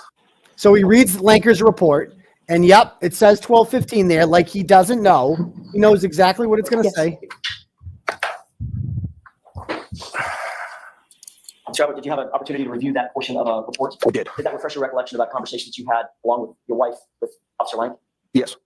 Isn't it true that Officer Lank asked you and your wife who else was in the house that night aside from the names already mentioned? And the names mentioned were Brian Albert Jr., Caitlin Albert, Julie Nagel, and Brian Higgins, quote, who was a friend of Brian Albert Sr., end quote. But no Sarah Levinson. That's what the report says, yes. No Sarah And then the report Levinson. goes on to say, they advised me that their daughter Caitlin left the house around 12:15 a.m. when she was picked up by her boyfriend, Kristen Morris. Right? So that's what the report says. And by the way, no Colin Albert. So he keeps Colin Albert out of the house. And he keeps Sarah Levinson out of the house. Because I'm telling you, man, Sarah Levinson was a problem for them. Like, they killed John O'Keefe inside that house. And there's this fucking, chubby little nurse there who is like probably shitting her pants. And Brian Albert's like, that girl's going to be a problem. So we have to reassure her. So he does his Mr. Rogers impression after he just killed the motherfucker. And he's just like, we're going to make sure we're not going to tell anyone you were here. You don't have to talk to police. Just, you were never here. Okay. You never hear, dear. It's going to be okay. Sarah Levinson is the weakest link. They need to fucking press on her if I were them. But of course, if the police wanted to, they could press on Sarah Levinson and just get her to fucking, and been like, you're going to go to jail if you don't fucking talk. Like that's what, but when the police are the ones protecting you, then you don't have to worry about that. And I guarantee Brian Albert said that to him. Like, don't worry. I talked to my brother, Chris. I talked to my brother, Kevin. We're going to get this squared away. It was an accident. Didn't mean nothing. Don't worry about it. Just go home. You didn't see nothing. Got it. Notice he doesn't tell that Sarah Levinson's there. He doesn't say that Colin Albert's there. Why? Why doesn't he want to say Colin Albert's there? We've heard Colin Albert testify. He's a fucking moron. He's liable to say something stupid. They're not going to let, and he was likely involved in this. And so they want to make sure that Colin Albert is not spoken to at all. Like Operation Get Colin Out of that house. Julie Nagel's kind of grizzled. She can hold her own, and it's going to be very hard to say that Julie Nagel wasn't in the house because Ryan Nagel is going to say that she came out to the truck and went back inside. That's going to be a hard sell. You can't say Julie Nagel's not there. Brian Albert Jr., okay, nobody's going to, we've heard Brian Albert Jr. testify. As soon as you heard him testify, talk about Auntie JJ. And my Auntie JJ with his little mustache there. Everybody knew that moment that the 6'6" guy who lives in the attic had nothing to do with this. As soon as you heard him speak, you're like, oh, I get it now. That's why he likes Brendan. That's why he likes the middle child. Oh, that's why he likes Colin. It's all making sense now. But, so they can't say that Brian, like they don't even bother saying Brian Albert Jr. is not there, but they do say Kate, they say that Colin's, they don't mention Colin, they don't mention Sarah, and they say that Caitlin got out at 12:15. Except now Caitlin's story has evolved, but Michael Lanker's report is not. And that's what the report says, yes. That's what the report says. Officer Lank got it wrong? Perhaps, yes. Did you say that perhaps Caitlin yes. left about 12:15? No. Did Nicole say in your presence that Caitlin left about 12:15? She did not. The Michael Lank's report says that both of them told him that Michael Lank, that Caitlin left at 12:15. Did Officer Lank ask you what time Caitlin left? I don't recall him asking that. It was a very chaotic morning, and I don't remember him saying that. So, in fact, if he wrote that sentence in the report that you just read, he's just taking that out. Objection, Your Honor. Sustained. I'll ask it a different way. But if that's what Officer Lank recalls, he's just wrong, right? Yes. Yes. Anything else that he's wrong about in there?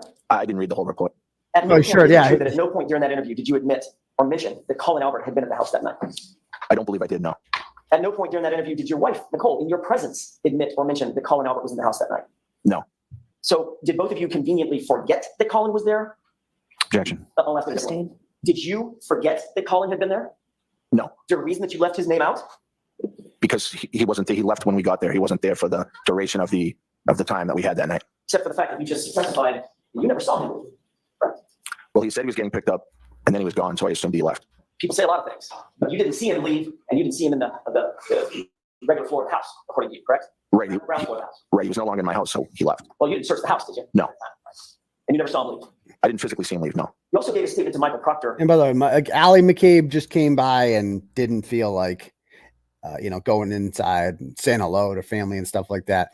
And like Brian Albert Jr. is like the king of France, dude. The way they that dude, like Colin Albert's story is that he was at his buddy Michael Lee and Eddie's house, having a good time, pounding some, Mike's Hard Lemonades or whatever they were drinking there, some twisted teas. And he's like, you know what? This is fun and all. I'm having a good time with my homies, but it's like 11:30. And when the clock strikes midnight, my gay cousin Brian turns 21, and I gotta be there to tell him happy birthday to his face because a text message just won't suffice. Like me and Brian Albert Jr. are so close that like happy birthday has to be said. We have to look each other in the eyes and be like, yo, I am wishing you a happy birthday officially. Okay. Congratulations on another year around the sun, cousin. Yes. And they shake hands. That's what happens. Like it's a formal thing with Brian Albert Jr. You got to show your respects in person. And he stays for like 30 minutes, just him, his gay cousin, and then these two cheese hogs, Sarah Levinson and Julie Nagel. And so the four of them are just sitting there. He's 17. They're like 23 or 22, whatever. God knows what they're talking about. They have nothing in common. And Colin's just like, yeah, football, football, football. And like who Brian Albert's like, oh yeah, I love football too. Yeah, totally. And you know, so they're sitting there, and then Brian Albert, the cool uncle, comes home, and he's like, you know what? It's past my bedtime. I gotta get the fuck out of here. I came here to say happy birthday to Brian Albert Jr. Now I'm gonna get the fuck out of here. So he leaves, and Allie McCabe picks him up at 12:10, and they just get the hell out of there. And she's home by 12:30, even though her life, you know, her whatever life 360 data shows that she's out till 1:30. That's fake. That unreliable. That data doesn't work, except when Jen McCabe said it was really reliable. Then she took that one back. Okay, so look at the webs of lies these people tell. So anyway, the next morning, back to the King of France thing with Brian Albert Jr., like Julie Albert, it's time for her to show her respects too. And they have a little tradition at the Albert household. When Brian Albert has a birthday, you wait on him with Dunkin' Donuts. You bring him half a dozen donuts, and he eats all of them to the dome. All them donuts. They're all for him. That's a tradition that they have, gorging on fatty food in the Albert family, a tradition like none other. And so even though it's a blizzard, she just goes over there with the donuts, and when she gets there, and like, oh shit, my good friend John, who I posed for pictures on his lawn when he was on vacation and gave the finger to, yeah, he's so he's dead. So he died here, huh? On your lawn last night, and I'm just finding this out now while I deliver this half dozen donuts to the King of France, Brian Albert Jr. Believable. Totally believable. I mean, what planet are we on? Like, how did the jury listen to this? This is why I need to talk to some jurors. I mean, I want to hear them be like, did you found this dude credible? Like, what the fuck is credible about any of this shit? But anyway, if we ever get to round 2, I don't think it's going to work. I think the defense will have a completely different strategy. They will be able to learn from their mistakes in the last trial. I think, like I said in the last show, the biggest mistake they made is not having an Apple Health data person, that an Apple employee. Just get an Apple employee who knows how the data works in your phone, can explain it, and just show that you cannot, if your phone shows you're ascending and descending 3 flights of stairs, then you ascended stairs, period. That you are not driving. That's it. That puts John in the house. End of story. John's in that house. Karen Reed didn't kill him, period. End of story. So just get that next time. As cute as some of this shit was, you know, the back and forth with these witnesses and blah, blah, blah, it's just not necessary. It's just not necessary. Just be like, Apple Health data guy in the house. Boom, done, period. Anyway, yeah, the Nicholas Garino thing. Yeah, I mean, because Garino's another one. I'll do a show on him next. We'll get Garino next. I re-listened to his testimony, and it really pissed me off. Speaking of pissing me off, do I have this here? So there was a, let me show you this. All right.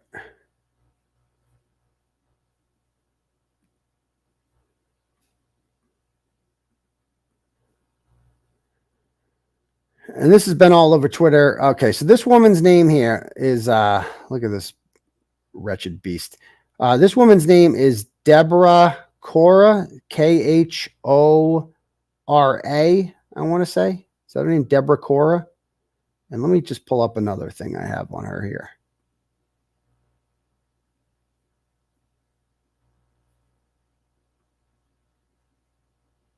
Okay, so she's a 61-year-old woman who lives in Pollock Pines, California, and she's a bit of a ratchet. Okay, just based on this, you know, little background search here, she has some issues, I think, with child support. Let me pull it up.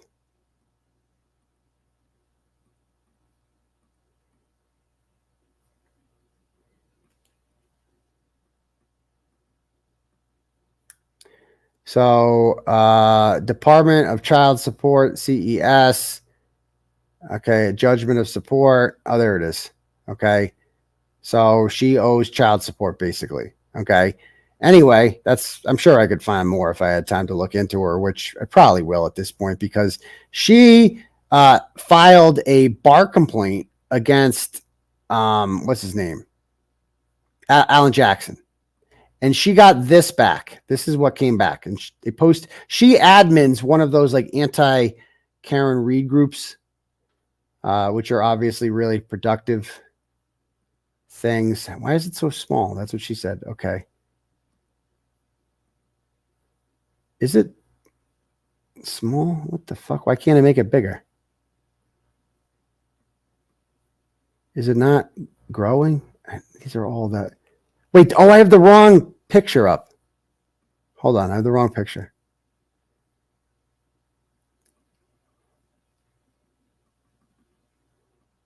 All right. So she filed a complaint with the bar, the State Bar of California, against Alan Jackson. This is how little lives these people have. The State Bar's Office of Chief Trial Counsel has reviewed your complaint against Alan Jackson to determine whether or not there are sufficient grounds to prosecute a possible violation of the State Bar Act and our rules of professional conduct. And anyone can do this. Anyone can just file a complaint against a lawyer, and all it really is just a pain in the ass for the lawyer to deal with if they did anything wrong. Like the fake victim has filed one of these against my attorney, Tim Bradel. It's just a pain in the ass. I mean, nothing's going to happen with it. It's just fucking stupid. This is what ratchets with no life do. And they don't have jobs or anything like that. So they just file these complaints and shit like that. And so she goes, in your complaint, you stated you're a member of the public who viewed the public Karen Reed trial for killing her Boston police officer boyfriend, John O'Keefe. You complain that Mr. Jackson is a liar and he is slandering and defaming multiple innocent parties. You believe he's embarked. I mean, I can't believe this is real. You believe he's embarked with the defendant and others on a social media campaign to falsely accuse multiple people. This is to pay all the attorneys involved.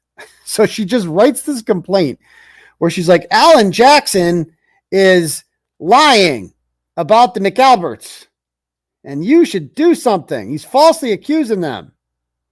In subsequent information you sent in, you also allege that he's involved in a romantic relationship with the defendant. Finally, you believe the latest affidavit is full of lies. Because I said, I mean, I can't believe that the taxpayers have to pay to actually read this. Based on our evaluation of the information provided, we are closing your complaint. Okay, so we're not doing shit in this. We are closing your complaint. In order to investigate allegations of attorney misconduct, the State Bar needs specific facts, if proved, would establish a violation of the attorney's ethical duties. Conclusions based on speculation and not supported by facts are insufficient to warrant investigation. We've determined that your complaint does not present sufficient facts to support an investigation. In addition, the court having jurisdiction over the case in Boston and not the discipline system is the appropriate venue to determine whether there are issues with the affidavit or any other conduct in the case. Likewise, the court is the appropriate forum. Okay. So basically they're like, fuck off, you idiot. You have no evidence of any of this stuff. Please go away and never come back. Okay. And so then she writes the following as like, I don't know if she wrote this as a follow-up or if this was her original complaint, but this got sent to me as well. Pull up, bitch. Yeah. All right. If you have this is the same thing. If you have newfound circumstances, blah, blah, blah, blah, blah. Okay. So this is what these idiots are doing. I don't think they're going to have any success in this, but it's just like, and this is like, this is Alan Jackson's livelihood. It's going to go nowhere, but the intent is clearly to harm him because he has the audacity to provide an innocent woman with a full-scale defense, legal defense, which everybody is entitled to. Full scale. And so even though it's going to go nowhere, the intent here is to hurt him and for doing his job. And that's why I don't feel bad for these motherfuckers. If you know where Deborah Khora works or whatever, like we need to find it out and we need to destroy her. Like we need to ruin her, like make it impossible for her to ever work again. Again, I don't make the rules. And a lot of people are like, no, we shouldn't do that. No, motherfucker. You fight fire with fire. I don't pick the battlefield. Okay. If they pick this, if that's how they want to do shit, when Lizzie Proctor started calling people's workplaces, we called hers. Don't throw mud if you don't want to get fucking dirty. Okay. That's it. So if anybody wants to find out anything about this woman, and that doesn't just include her, that includes family. If you let the record know, okay, if you do something like this, we're not just going to stop with going after you. We're going to find out where your husband works, where your fucking kids work, whatever. We're going to make life fucking difficult for them. If you want to do this, or I suggest we all just agree to some sort of peace treaty in which we just fucking shit on each other online and move on with our lives. But if you want to go real world, okay. And I see Patricia saying no. Okay. So let me explain to the Patricias of the world. You're at the wrong station. This is not the station where we be the bigger person. And no. This is the place where if you fucking try to fuck with somebody's career like that, we fuck with your career. Okay. We give you bad Google reviews. We fucking give you a problem. It's like, no. Or don't do it at all. Like that's what I would suggest. I think none of us should do it. But if they're going to fight fire that way and you want to be like, well, we should just be like, that's bad. And not, well, okay. You're on the wrong channel. This is not a channel where we just be the bigger person. That's not what we fucking do here. We fight fire with fire. If you want to fuck with people's lives like that, we're going to fuck with yours. Period. You want to enter the arena? Now you're in the fucking arena. You want to be in the game? Now you're in the game.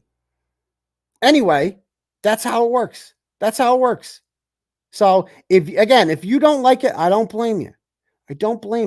You might be new here. A lot of people are new and they're like, oh no, this is, and they hear me say this. I'm like, oh no, I don't agree with that. Just quit now. Just this ain't the channel for you. I'm telling you right now. I don't care about the 100,000 subscribers thing. I don't care about it. But anyway, so that's that. Okay. That's that. All right. Anyway, let's see here. Do we have any? Let's see. I'm going to read some turtle chats and then we'll call it a night. All right. Rebecca sends $5 and goes, I must meet you Friday. I need your opinion about something extremely important to me and should be to the Commonwealth. Desperate measures need to happen. The dog is buried in the backyard because they sold the house and cleaned out the basement. Love your freedom of speech because I am the same way. You crack me up. Extremely grateful I found you when I began watching the case. I love your slurping. Don't stop on a stranger's opinion. I want to buy a shirt for Friday. All right. Excellent, Rebecca. Thank you. And I can't wait to meet you too. Kiki sends $25 and goes, thank you for all your hard work. You're so appreciated. I'll be there Friday. My first time. I'm super excited. To meet you. Absolutely. All right. Anyway, anything else here? Cynthia sends $5 and goes, can't wait to see your lawyer cite your case. Me too. Thank you, Cynthia. And Jamie sends $20 and goes, patience is a virtue. Share the scoop. I will. In due time. Okay. All right. So anyway, if anybody finds out where Deborah Khora works or where her husband works or where her kids work, please share that information with me because Deborah Khora wants to fuck around and find out. And now she's going to do that. That's how it works. She shouldn't be calling. She should not be filing. She went real world. Again, keep shit on the internet.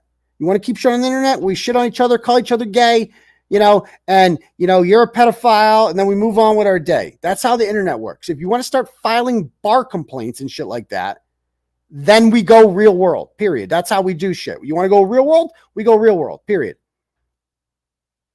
Anyway, anybody else have any questions? Exactly, Sue. They count on us following the rules, but they don't. And that's how you lose. Period.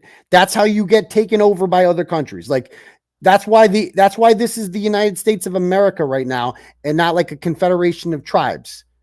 Because the Native Americans were like, oh, like whatever. And then the white people came in and they were like, this is our shit. We have the guns and we're taking that shit. And it was too late then, period. You can't fucking play nice with these people. Friday can't come here soon enough. I can't wait for Friday. It's gonna be dope. I want I want hundreds of people there, man. Hundreds of people. No timeline on that yet. No timeline on that yet. I'll hopefully within a week or so. Hopefully, we'll see.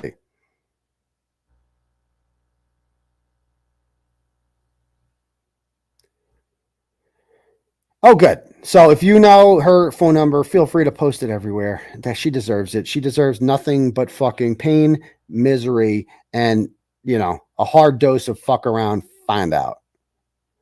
I mean, I just couldn't imagine having nothing going on in my life, but I actually did that. I would be so embarrassed and ashamed, and her family should know what she's doing on the internet. That's what I would do.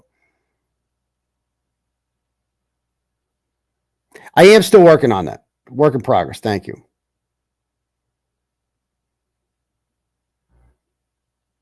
Is Friday your court? Friday, it's at 2:00. The court date starts, but we'll be there a couple hours early. Just, you know, it's an event. Protesting, showing up, showing our support, etc.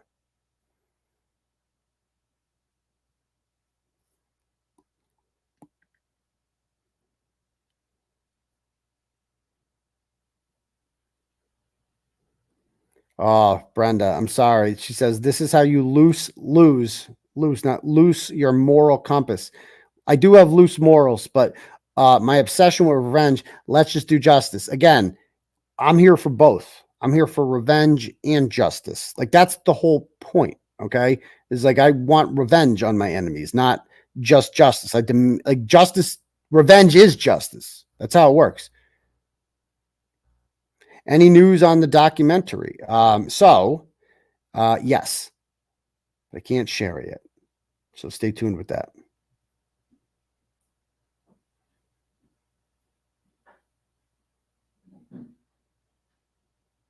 All right.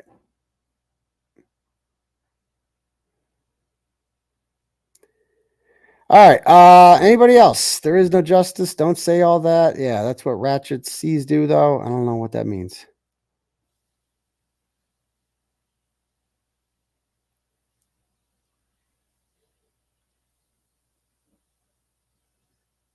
Oh, I spent tonight, dude. I have all of Natalie's phone records. I could do a whole show just reading Natalie's phone record. Like, I have Natalie turned in her phone to Tully, who gave them all to us. And I have Natalie's entire, what the fuck is this? Is this it? No, that's it. Maybe we'll do that sometime. I spent like an hour reading them today. It was wild. But all right. If nobody else has any questions, I guess we'll call it a night. I love you guys. We'll see you guys on Friday, hopefully, for the protest and the support for Karen Reed. And then we'll see everybody else Thursday night for the sex cult. And yeah. All right. Peace, Turtle Riders.